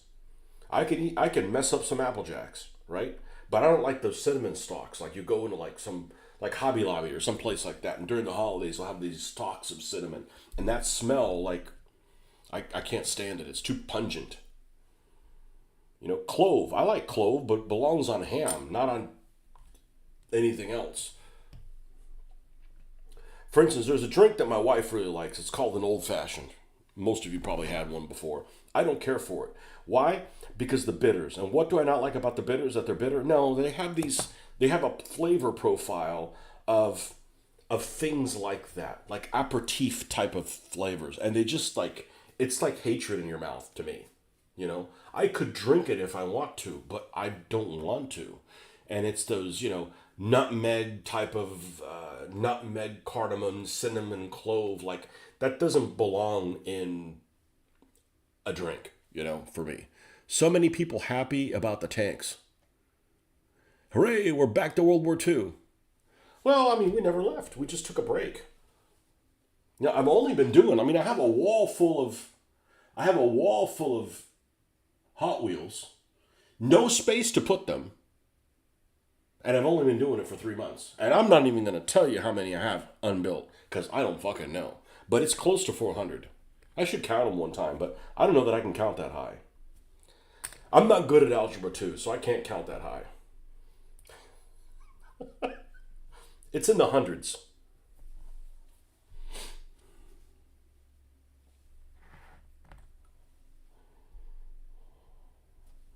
But I don't think I'll be buying any 15 millimeter figures anytime soon. If ever. I've got a lot of them to do anyways, and no motivation to do them. Really, I really like an old fashioned. Treaty Oaks makes a good, affordable, and tasty bottle of it. Already pre-made?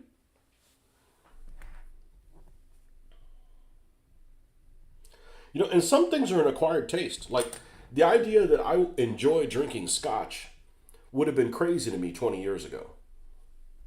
But I do. But so I get to the point where, and I don't drink very often. I like to talk about it. I think I'll have a drink tonight, but I'm not looking forward to it. Like it's not like it's something that I need, I need to drink at work. Not after work, at work. And since I can't do that, I don't need to drink anywhere else, Physically at fucking work. That's where I need to drink. And so I just get to the point where I think the other day we were all having drinks, and well, it was for like Christmas or Christmas Eve or something like that. And I got lazy. I'm like, I got some Hendrick's gin. I just poured it on ice and I sipped on that, and I didn't get lit. I don't know how many ounces I had. 3, 4, 6, I don't know. But, over a course of a couple hours, just sipped on it. Never got a buzz. Enjoyed the taste. I didn't dilute. I didn't do a high quality alcohol and dilute it with like Coke or something like that. I just enjoyed it. And, I don't cook. I make really good drinks with like stuff that's around. Like, I don't follow recipes because the recipes are always, they make the drinks too fucking strong, right? I always say, the drink needs to taste right. If it's too strong, then just have another drink. And obviously, if you're paying for drinks, you don't want that, but you don't want to put down things that taste like fuel. But when you drink something that just has the main alcohol in it, it forces you to drink it slower because it's like fucking fuel. It's like, it's super strong. So that's what I've just started doing.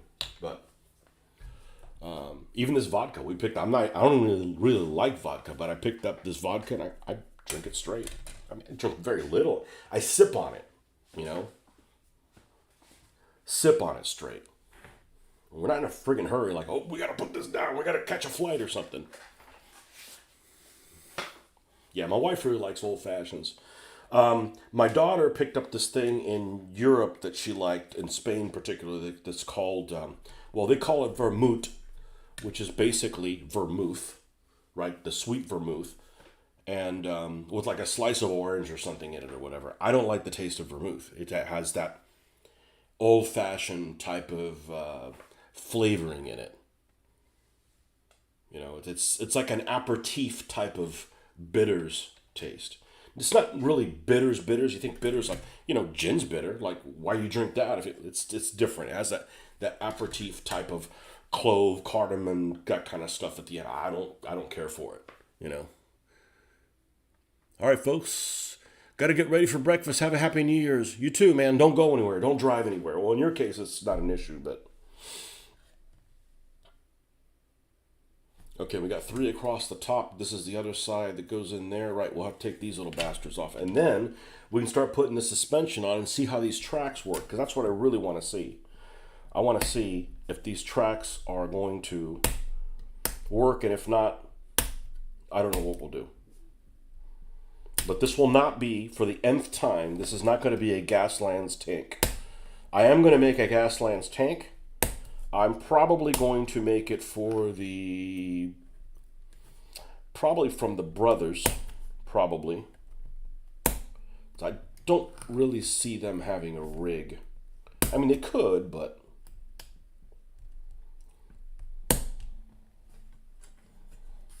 a redneck tank would just be too easy,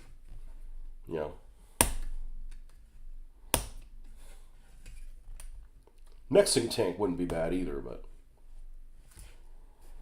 we do a bling tank. And I'm going to use this hull of this, I'll say it's a make-believe vehicle, but I guess it really isn't. But it's out of scale. It's like a 15 millimeter M60.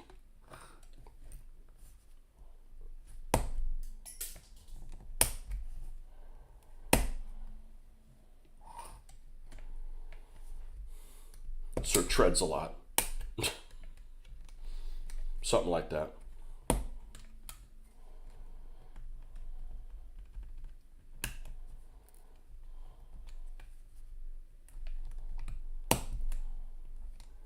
I got lots of World War II stuff to do. I have nowhere else to put it. I am out of space. Pre-mixed bottles. I've had bad experiences with pre-mixed stuff. It's the what do you call it? The preservatives. Just have too much of a fake twang to them. What is this little round bastard? Here. Probably the bottom of the turret, hold it in place or something. It's a good thing we're not in a hurry, because this is taking for fucking ever. Just saying.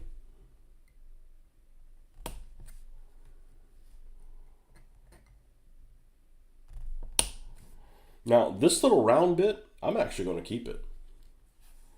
That's like a useful thing for something else, for Gaslands. Like a make-believe hatch or some shit like that.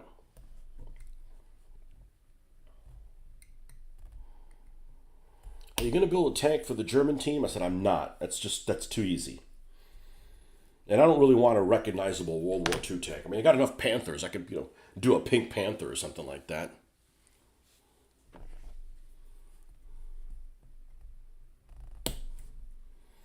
Although that would be a good thing. I don't have a Panther that's trashed enough to do that. Actually, I do. Maybe a Pink Panther for Gasland. The driver, the commander of the Pink Panther. Oh, you want to ride on our pink tank? We're going to run people over. No, there's enough fun in World War II. You don't need to add that stuff to Gaslands. You don't need to don't World War II my Gaslands. It's not necessary.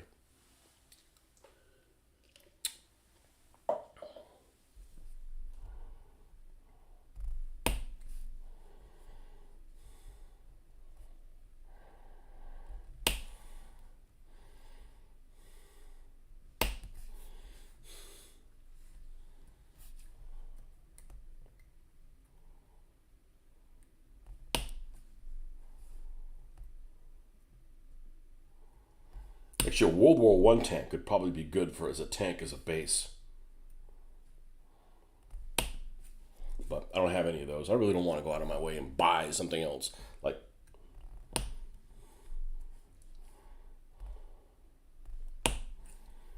we got enough stuff.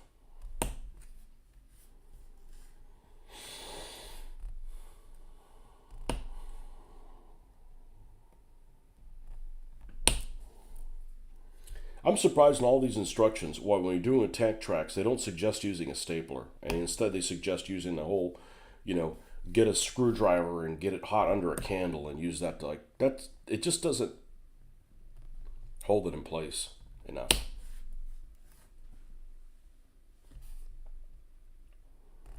Treaty oaks.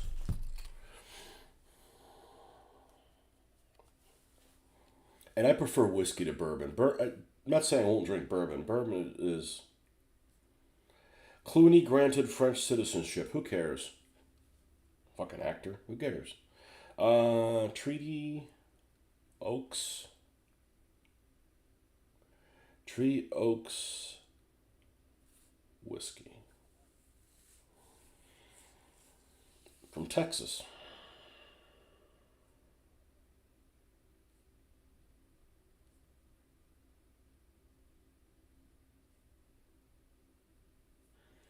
Never heard of it, but that's fine. I mean, it just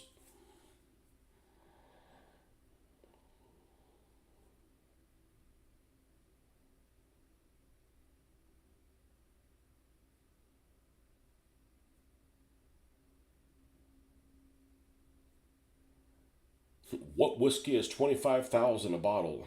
The kind I'm not going to buy. World War One tank would be really cool for gas. Just as a base. Because the tracks they look ridiculous. Like it looks out of control. I still have that B-17. I have this B-17 bottom.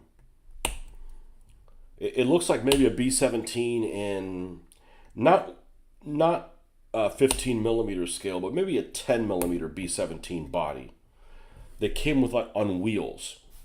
So obviously it's not a real B-17. It's just something that pretended to be a B-17.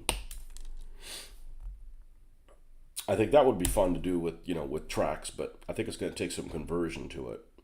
I think it'd be better off getting an actual 1/72nd B-17, taking parts of it, like the whole nose. The stuff that's really distinctive of the B-17.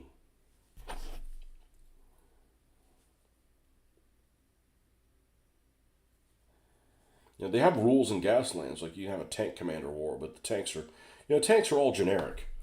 It'd be like saying, man, it'd be cool to have World War II vehicles in this Gaslands games. It would be like playing something like Atari Combat, and like somehow you think that that's a fair representation of the Second World War armored warfare.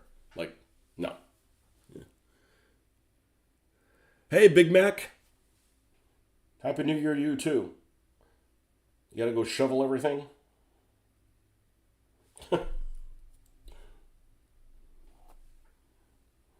Went to the range yesterday. I know, it's your backyard. I went to the range yesterday and get there. And it's generally pretty family friendly. And there was a girl here. There was some country ass girl with her grandfather. I think it was her grandfather. And I wait there for a little time, and there's some other people there, and I was like asking everybody, "All right, you ready for the range to go cold?" And she's like, "What's that mean?" I'm like, "Oh, you shouldn't be. You probably shouldn't be firing. You shouldn't be messing around with firearms if you don't know what a cold range is."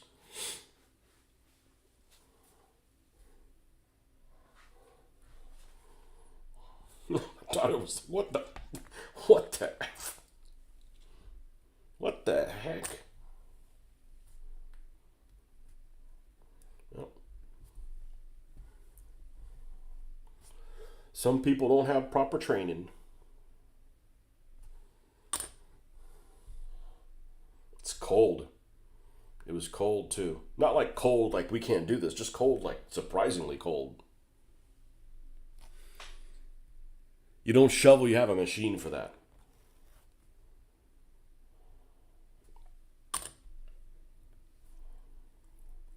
Yeah, I wouldn't want to shovel either. I'm still scarred from 100, I forgot how many. It was over 100 bags of frickin' leaves from this one oak tree in our backyard. And I was growing up, so I'm not raking. That was the last day I ever raked. I ain't raking again. I'm not Mother Nature's little bitch. So you're her big bitch? No.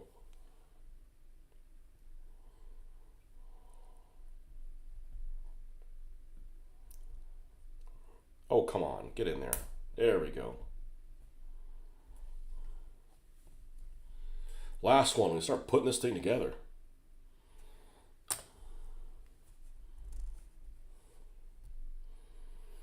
I am a fan of how a Panzer III looks. Panzer III is a pretty good looking tank. Has good looking running gear. I mean, the T-34s look pretty good looking tank too. All right.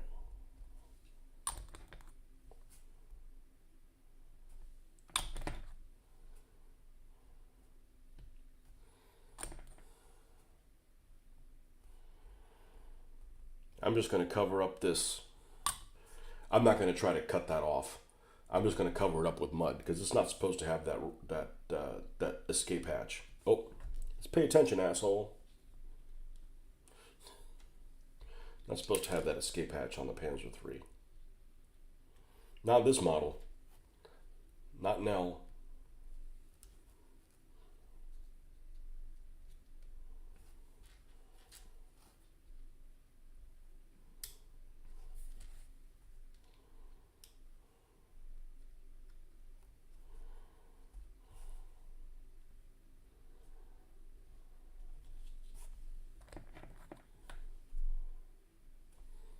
I don't know that I could think of any tank that's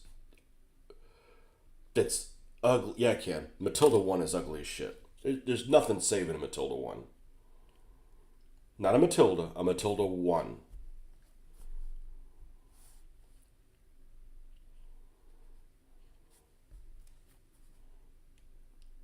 And the first Churchill's pretty ugly too. The one that had the 2 pounder in it.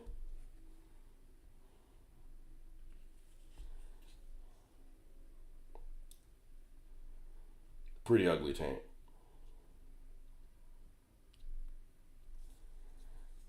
All right, go to the other side. Yeah, I know a tank is good when you see many variations made from it. Well, sometimes you have to, work with what you have, you know?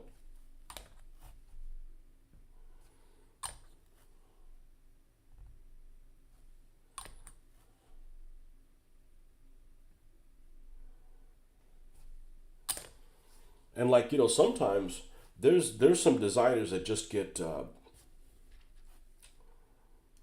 what do you call it? Scatterbrain.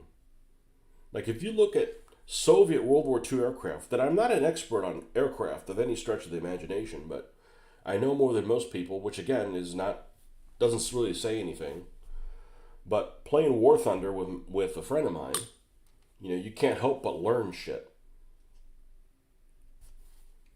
And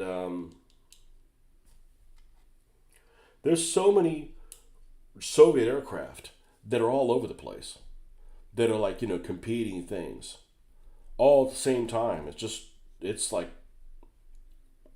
all over the place. Now, there's a lot of Soviet aircraft. I'm like, why do I have the 2 extra road wheels? The extra ones that go on the top. Okay, which we may or may not add those. I don't want every vehicle to have those spare road wheels on them. It looks a little too canned, a little too rinse and repeat. But there's a lot of Soviet aircraft that are in War Thunder, for instance. They're aircraft I've never even heard of before, because they either made them in the 30s or really early 40s, and they all got destroyed on the ground by the Luftwaffe. They never took off. Aircraft, we're not talking about lags or, LA-5s or stuff like that, MiG-3s, MiG-1s. We're not talking about that. We're talking about, aircraft we never even heard of.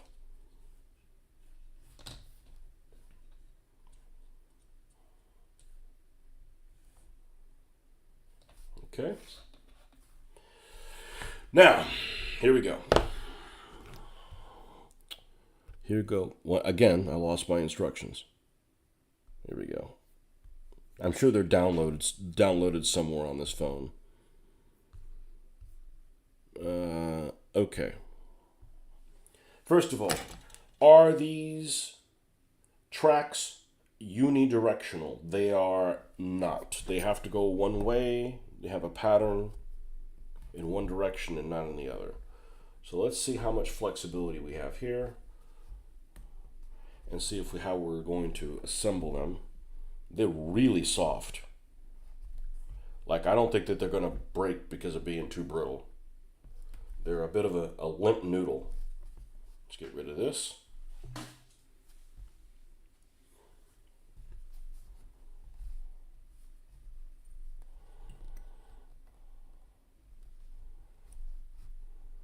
But yeah, I can't think of a tank that's a piece of shit that they made a lot of them, a different variants of, though. So I know what you're saying.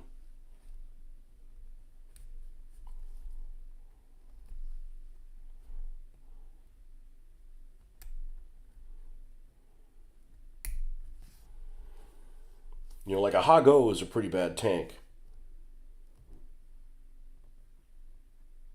And I don't know if they made that many different versions of it, but it's all the Japanese had to work with, I mean, they had other tanks, but, And if you're fighting people that don't have any tanks, any tank is better than none. I mean, unless it catches fire spontaneously and your own guys burn inside.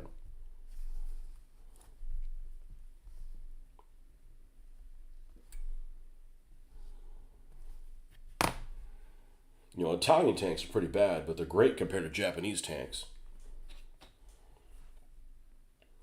All right, so if we were to close this thing together and staple it, we're not going to staple it just yet.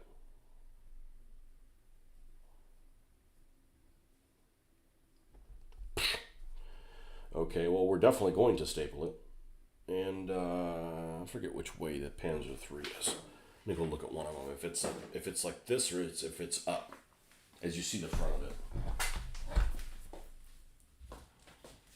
Let me just consult one of my many Panzer IIIs I have.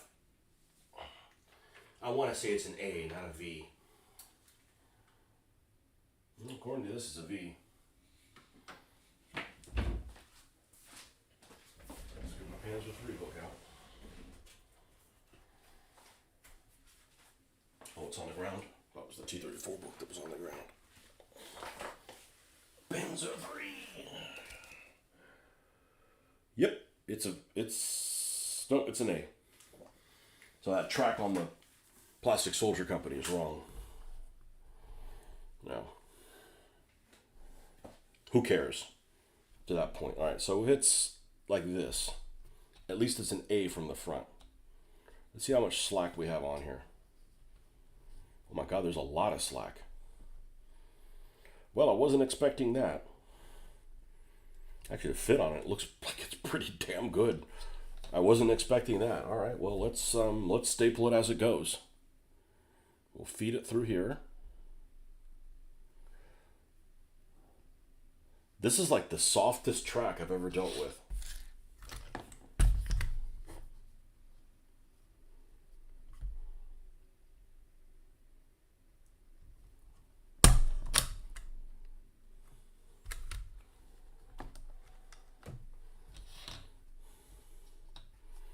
And we're going to want to put that towards the bottom.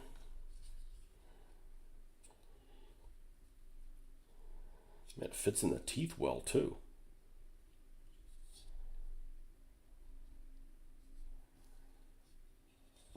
It's got some elasticity.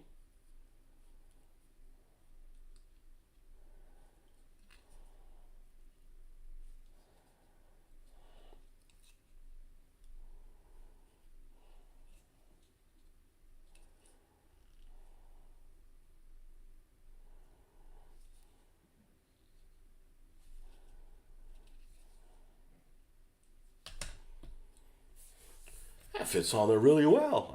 I don't believe it. I don't believe it. Wow.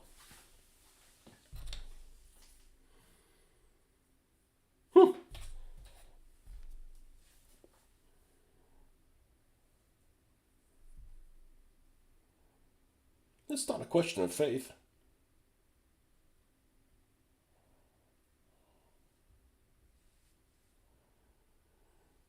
Okay. Same thing with this one.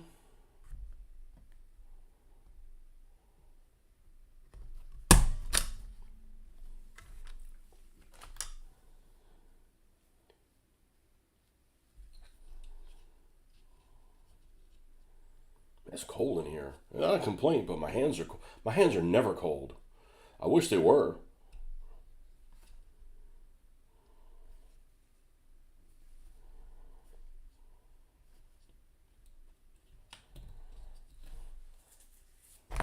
Damn. Okay. We're gonna put the hull together now. I don't care when they tell me to do it. They need to mind their own damn business.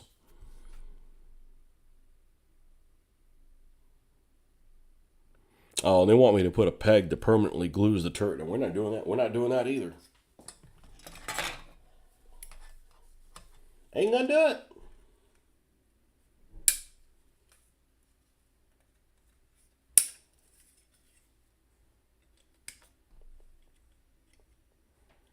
I don't know what it is, but you could be far away from people. As soon as somebody's outside opening and closing doors, like a neighbor, you could hear it.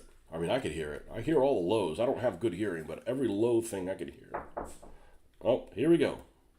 Hold on. Let me mute it.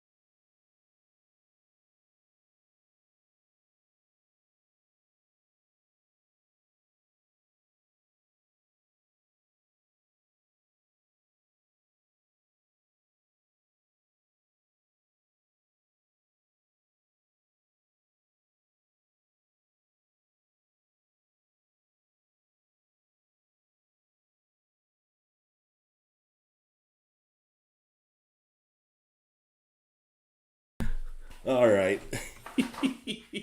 Oh, that's funny. Here's someone from Florida say my hands are cold. Well, I mean, they always. My feet and hands are always hot, and I fucking hate it. So when they're like cool, like it just never happens. It's not a complaint. It's just an observation. I wish they were cold all the fucking time. You know. And it's colder here at the same temperature that you have up there. So if it's 19 degrees there, our 19 is colder. It doesn't mean I have a problem with it. It just means that it is. It penetrates. Which I'd rather it be the wet penetration smell. Smell? No, the wet penetration temperature, because I don't get like dehydrated. That's the one thing I can't deal with. I can't deal with dryness. I can't deal with dryness. I can deal with the cold. I can't deal with being dry.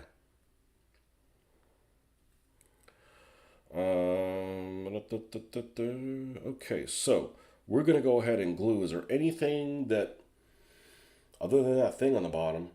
I'm not gonna put the peg on. We're not gonna have this turret that's just like held in place. Like that's gonna be very difficult to paint. Let's see. Is this going to catch all the spots? Let's go ahead and. But here, earlier this year, it was in the 60s, and there was candy asses. Yes, I meant to say candy asses, walking around like for their exercise, wearing damn near what looked like a fur coat, and I'm like, that's like freaking shorts weather. I don't want to go swimming in it, but 60 fucking degrees? Come on, man. Pussyfoot. Nope. She gets World War One armor vehicles to use some. Well, I'm going to convert one. I'm going to use this thing, and I want it to be a small tank, physically, because it's only 40 points of damage. If I use something that's like really large, so I'm going to use this. And I'm probably going to make a turret for it. This is like a M60. It's an M60 hull, I'm pretty sure. And it's like 15 millimeter, what it is. So it's going to be a brother's tank. Sir Treads a lot or something. Not every faction's going to have a tank. The Germans aren't going to have a tank. We're not doing World War II Germans. Otherwise it would be a Pink Panther, of course. That would work. One of those Chinese, Japanese tank catch a fat guy hanging out the top would be funny. How do you get inside? I don't necessarily want a tank that's recognizable, so we might put like shirts in or something on it to be, I wanted a tank, but I didn't want to like not use one of my World War II tanks. In other words, like just, misuse one of them or, spend a lot of money for one, but an M47 would probably be a good base for one.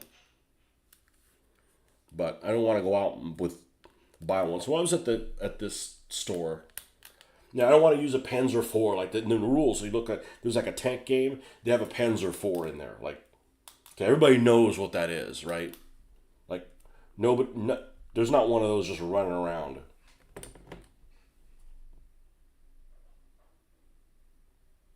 Need something a little bit more modern. All right, we'll just hold this down for a little bit. I have to check and make sure that the headlamps are in the right place on this thing. I mean, if it's little things like that I can correct, I don't mind correcting them. It's your build, so you can decide how much detail you do or don't want. The way the tanks are is you have one weapon that's turreted for free. So you can put like missiles on it or whatever, a main gun, what have you. So the first one's going to obviously have a main gun. Like you got to have one with a main gun before you start doing all kinds of weird stuff. Yeah, the World War One armored vehicle would be perfect, but I don't have any. I don't want to spend $10 on one. Like,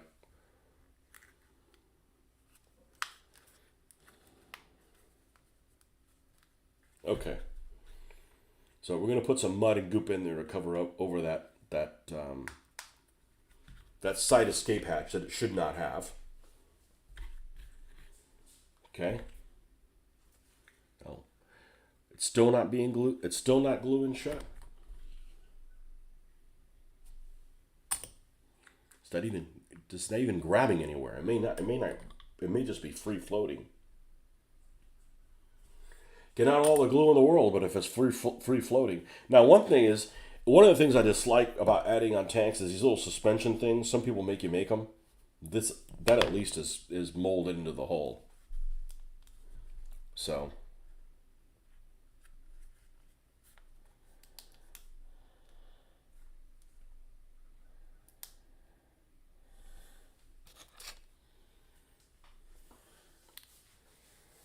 I got extra parts. So I think that's what I was going to do. Is I was going to put like a Sherman Firefly turret, and do something to it to make it look as Sherman, which is really large, to put it on top of this thing, and then change the gun. It'll be like a short, fat gun or something like that.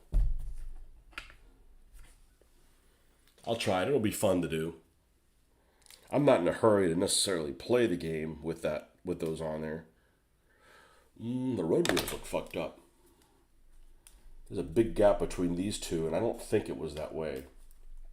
That we're not going to change. That's a detail too far. No, it does look that way. Although it's more pronounced here than it is on the drawing. All right, where are the headlamps on here? Nope, they're up at the front.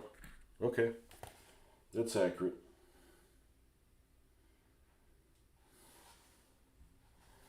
Where's that ubiquitous German jack? Should be here.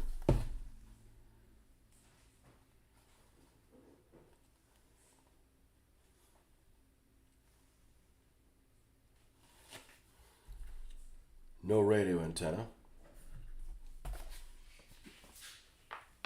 I don't mind adding a detail here, a detail there if it feels a little empty. I'm surprised the tracks fit as well as they do. It's honestly really nice.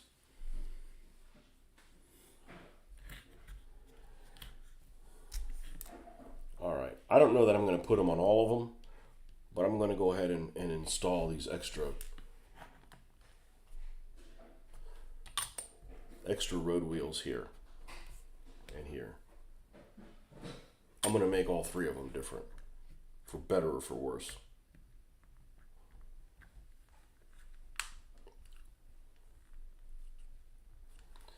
Only thing they're going to have in common is all three of them are going to be in the snow.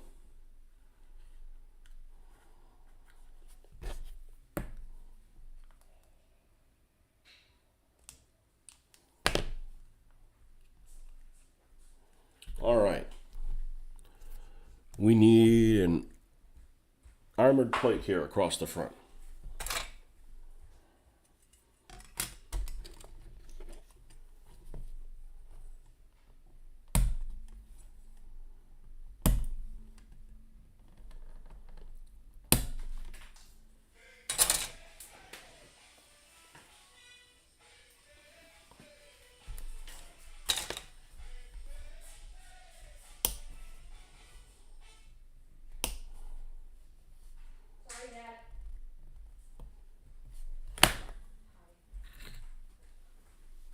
Oh, hold on a second.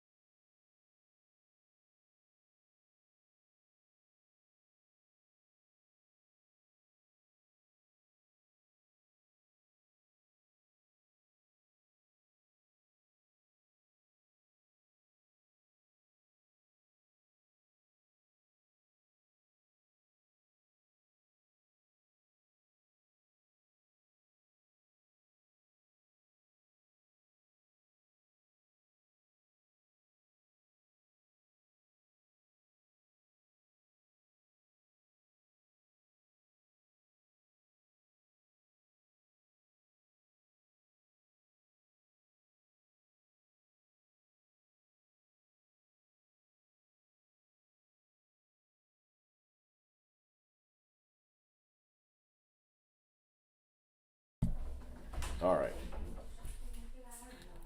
All right. This goes on the front here like this. I'd make a J out of one of these, but I don't need a J that badly.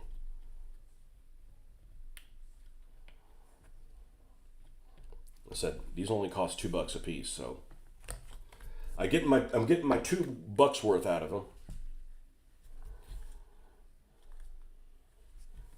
These decals probably are no good. I don't know what colors I'm going to do the numbers on yet. Probably, I don't know. I don't know what I'm going to do. I'm getting mixed messages on the photographic evidence. I've seen even ones that have like white numbers on them. Like, oh yeah, that'd be a pain. You have to block out an area of gray, put the white number, and then put the white around it. I mean, you know, whatever I do on them, they'll all have the same style of number on them. All right, this is, ooh.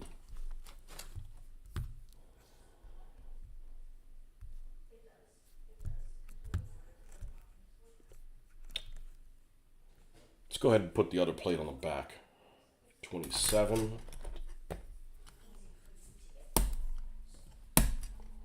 I know what we're going to do with this cow head. Probably be good for a Gaslands vehicle. Something with like a dead cow skull on the front of it.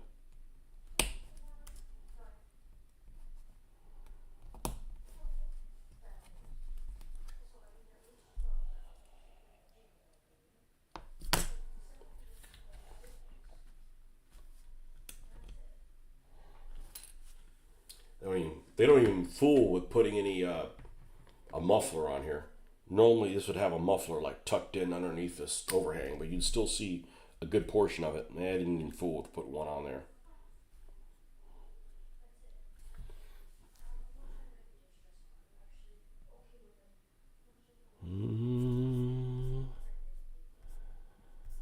What else we got? Let's get the turret going. One piece turret. I like it already. Now, it looks like there's some little divots here for pistol ports. I don't believe that L had pistol ports in it. But it did. Okay. Well, we'll leave them on there. I prefer how it looks like with them. It does not have, and this one doesn't have them on there. It does not have, and I wonder if the J has them or not. Does not have the little, the peekaboo.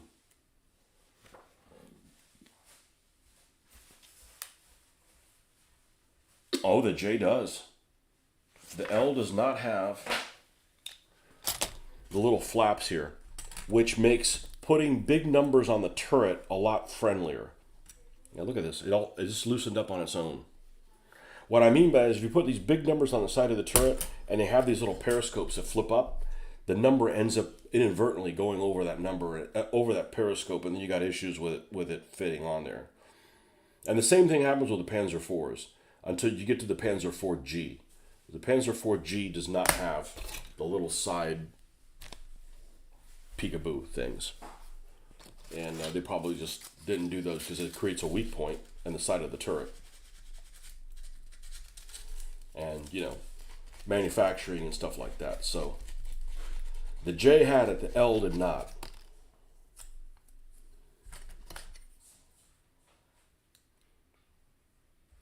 So that's always a challenge for me. I don't put numbers that go over the periscopes for multiple reasons. First of all, even when you do them right, if you look at pictures of the real vehicle, it looks wrong to me. It looks like it's just incorrect. Like there shouldn't be a number there.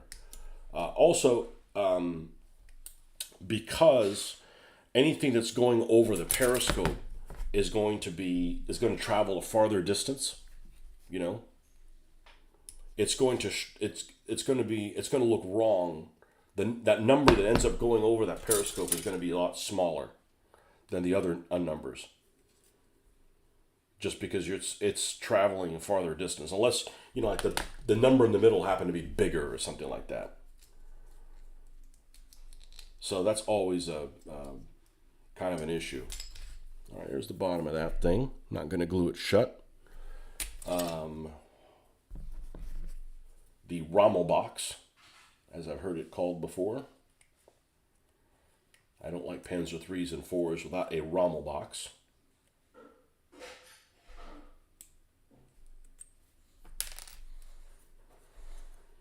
And in front of the turret.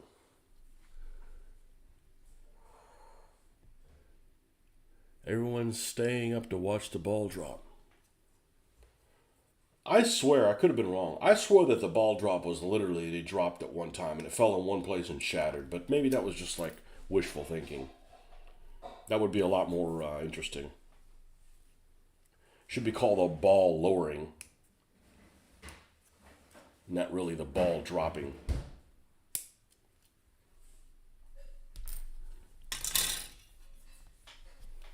Did they ever do that, or I'm just inventing that?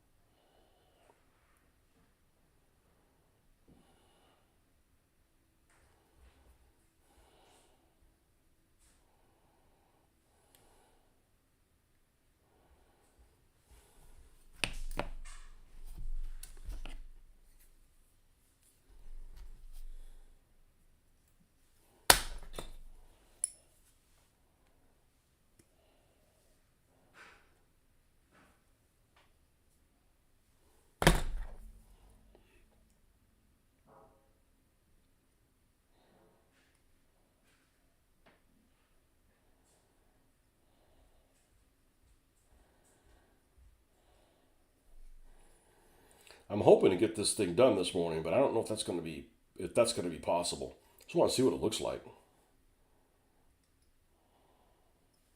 Like I said, I wish it wasn't in multiple colors. I would have liked that as a kid. As an adult, I'm like, you just distracted me.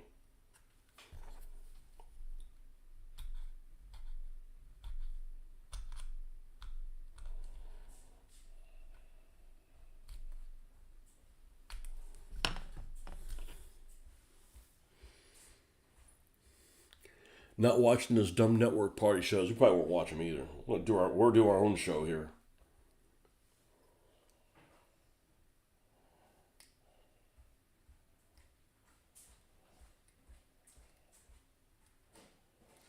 I can't think of anybody who's on like a network TV that's one of those talk people that I would want to listen to.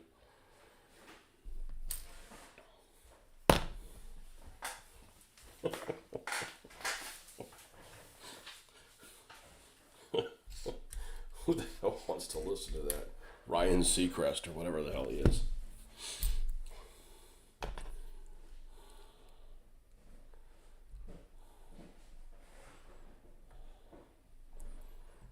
Like I didn't get enough of him during American Idol.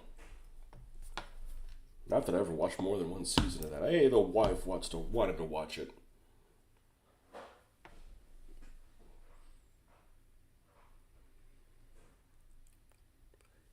Anderson, the Cooper Scooper. I don't care about any of them people.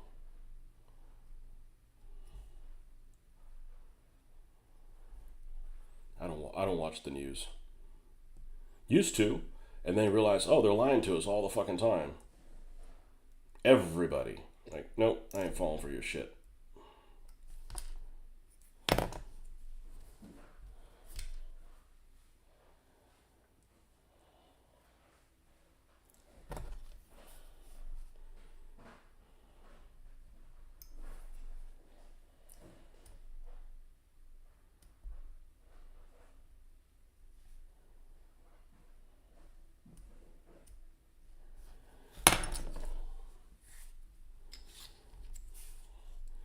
Okay, this is going to be, not like that, it's not. Going to be like that. Looks like the fit on it's not bad. I'm going to put that little thing, not because I want the gun to rotate, but it needs somewhere to fit into. And this is like the world's thinnest main gun. It's like it's like a 20 millimeter thin.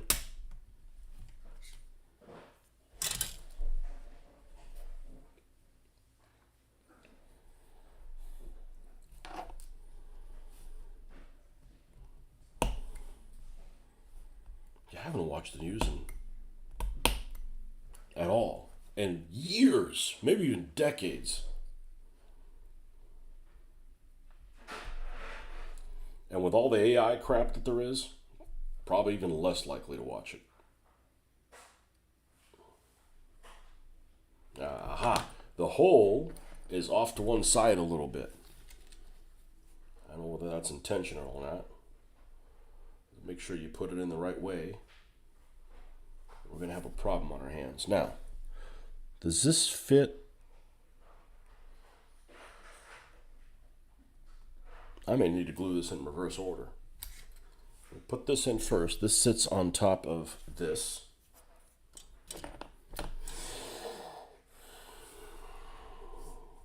Let's look at it. Let's look at it like this.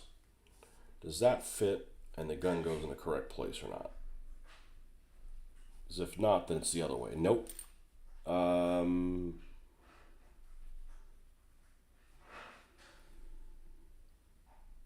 like watching TV. There you go. Me neither. Waste of time. They want to show you what they want to show you when they want to show it to you. Like, nope.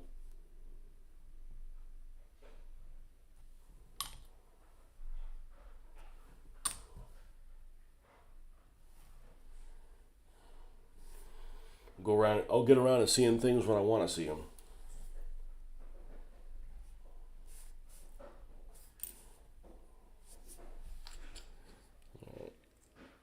This is the underside, so it's over here.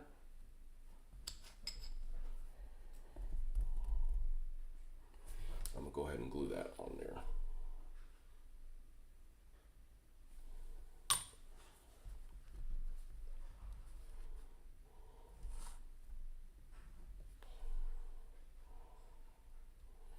You mean, Justin, you don't sit around all day and yell at the TV watching sports?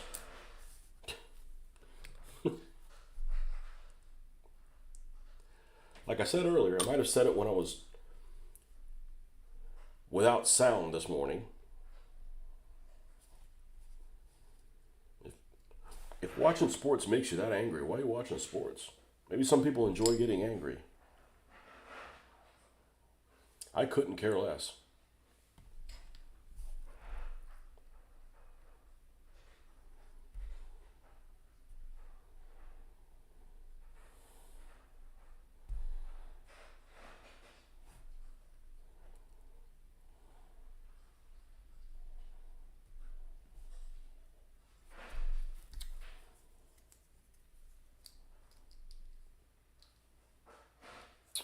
The fit on this isn't half bad. Let's put this upside down.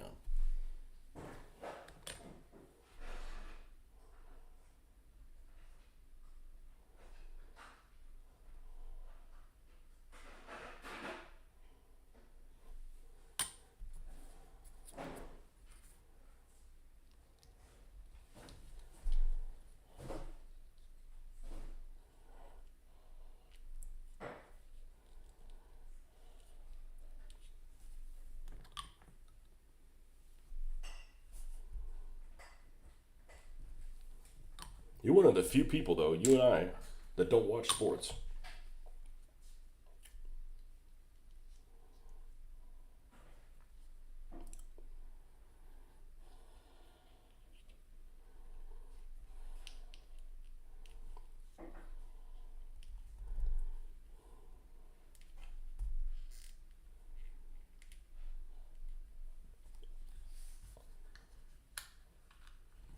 That's perfect. Yeah, this thing looks funky without the Rommel box on it.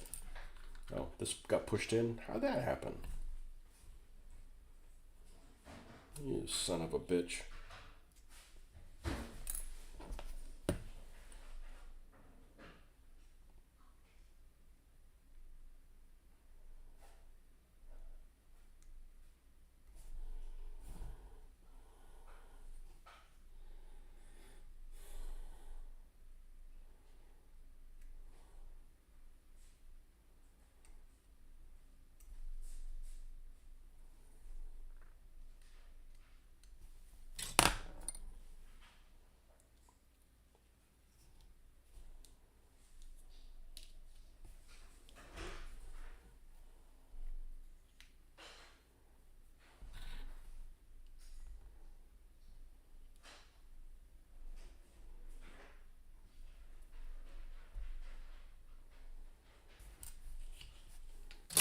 right, let's pull this extremely thin.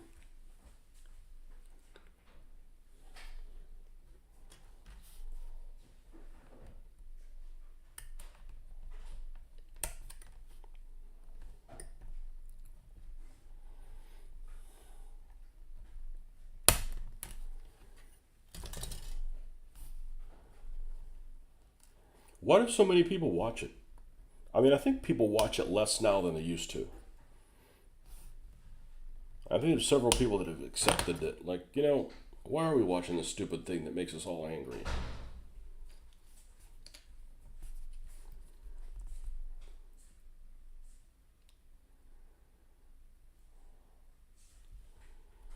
Yeah, I'm going to go ahead and glue this thing in place.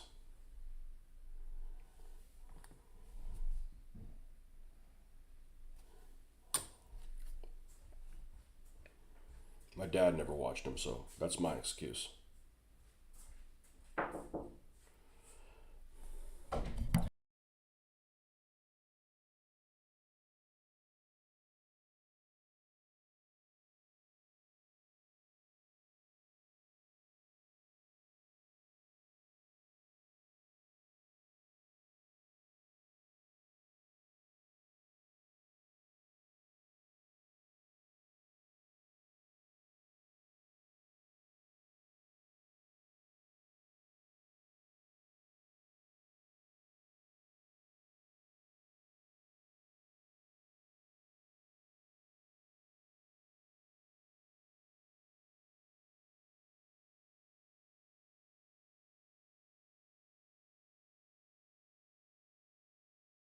This is fucked up. This is even being careful. I think it's still fucked up. All right.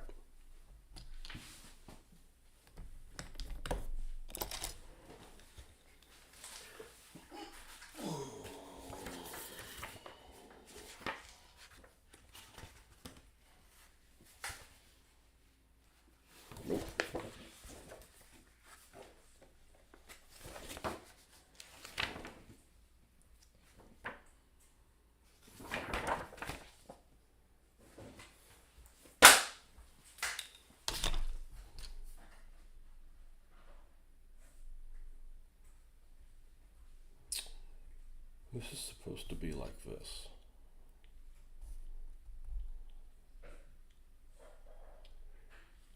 So we did put this in backwards. Does it fucking matter? I don't think it matters. I don't think it matters. We never wanted to raise the barrel to begin with. That's the same. It doesn't really matter. I'm not going to tear it apart. I am going to glue this in the correct location. And I'm going to cut the back of that off.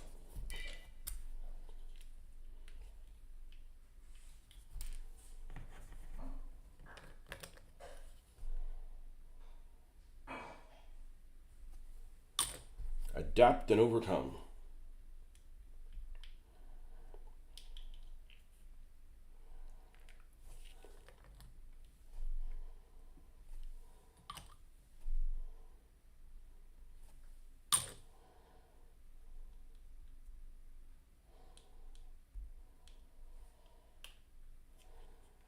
You still want to pop out, don't you?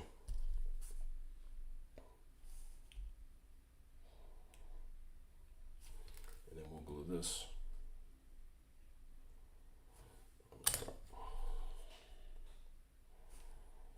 I'm not drilling out the barrel of this thing. That's a recipe for disaster.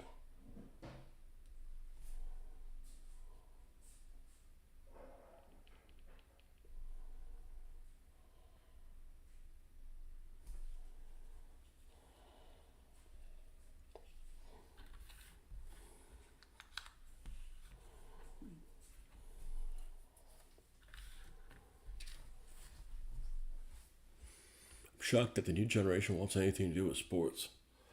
Yeah, they're a bunch of pussies, aren't they? Oh.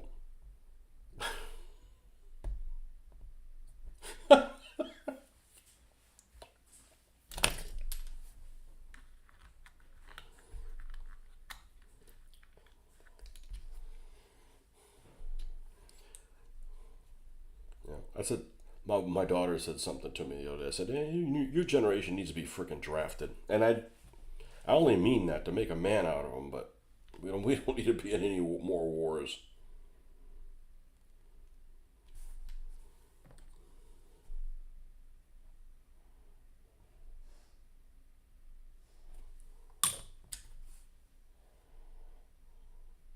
You know, this new generation's like scared of spiders, man. Yeah. You leave them alone, stomp them. I'm talking about the spiders.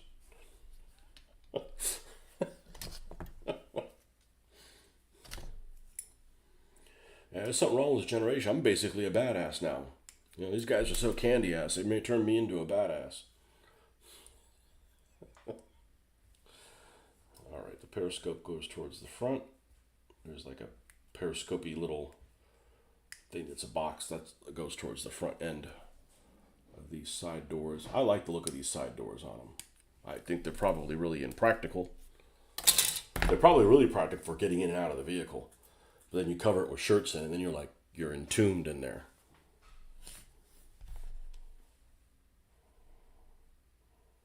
Okay, let's take a look at an above head view of this. There's 5, like a star. So the front is the one that has the one facing forward.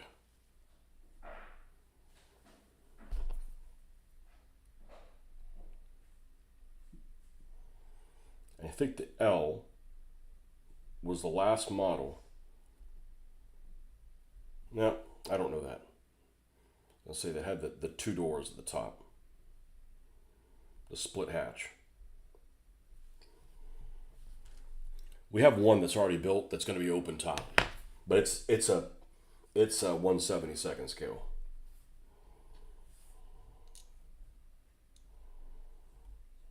So this is going to go like so,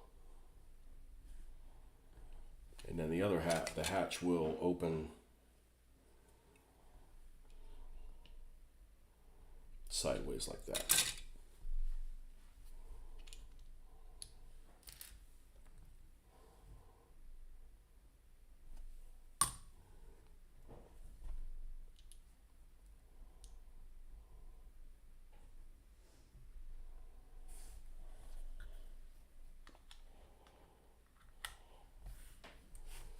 Okay, trim these up.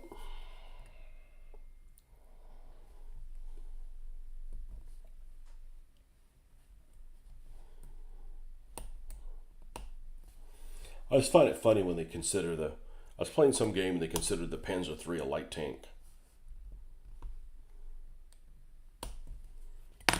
Like, no.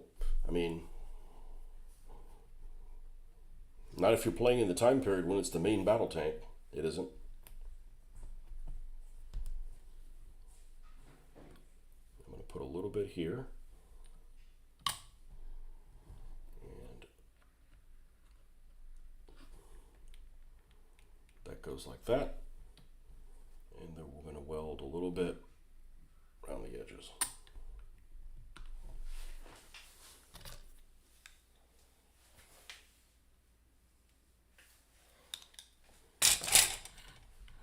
Yeah, the bigger of the 2 ports goes towards the front.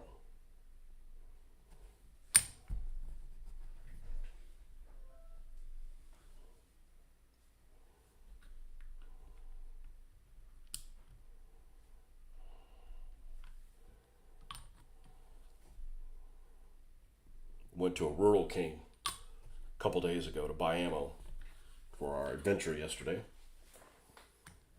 And you could see some people that were older than me that were like, I put a smile on their face. Like, you're going to have some fun this weekend, huh? So, yep. And be safe.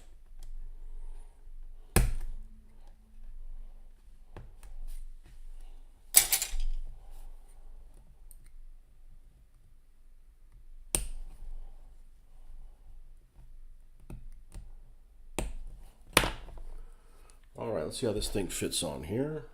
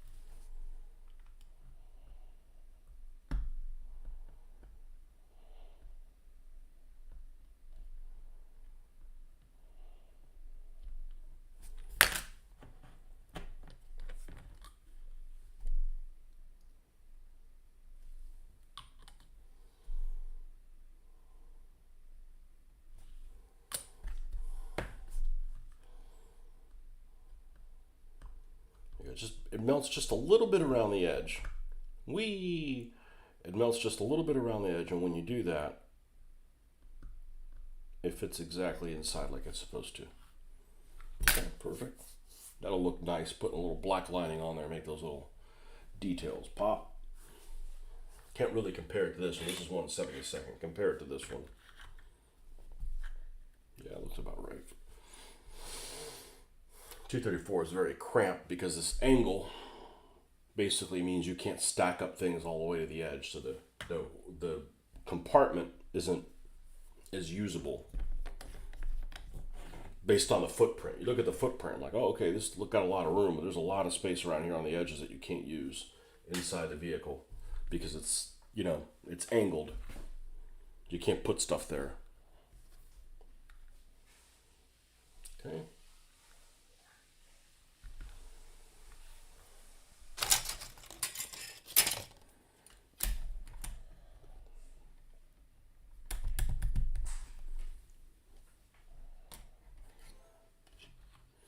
All right, I'm going to go ahead and stop. Got a lot of commotion in the background, so trying to get ready for today. But I appreciate you guys coming by, even though we had 2 false starts this morning, I guess, thanks to YouTube. And we'll catch you guys on the next one. Have a happy new year, and maybe we'll see you tomorrow morning. Bye-bye.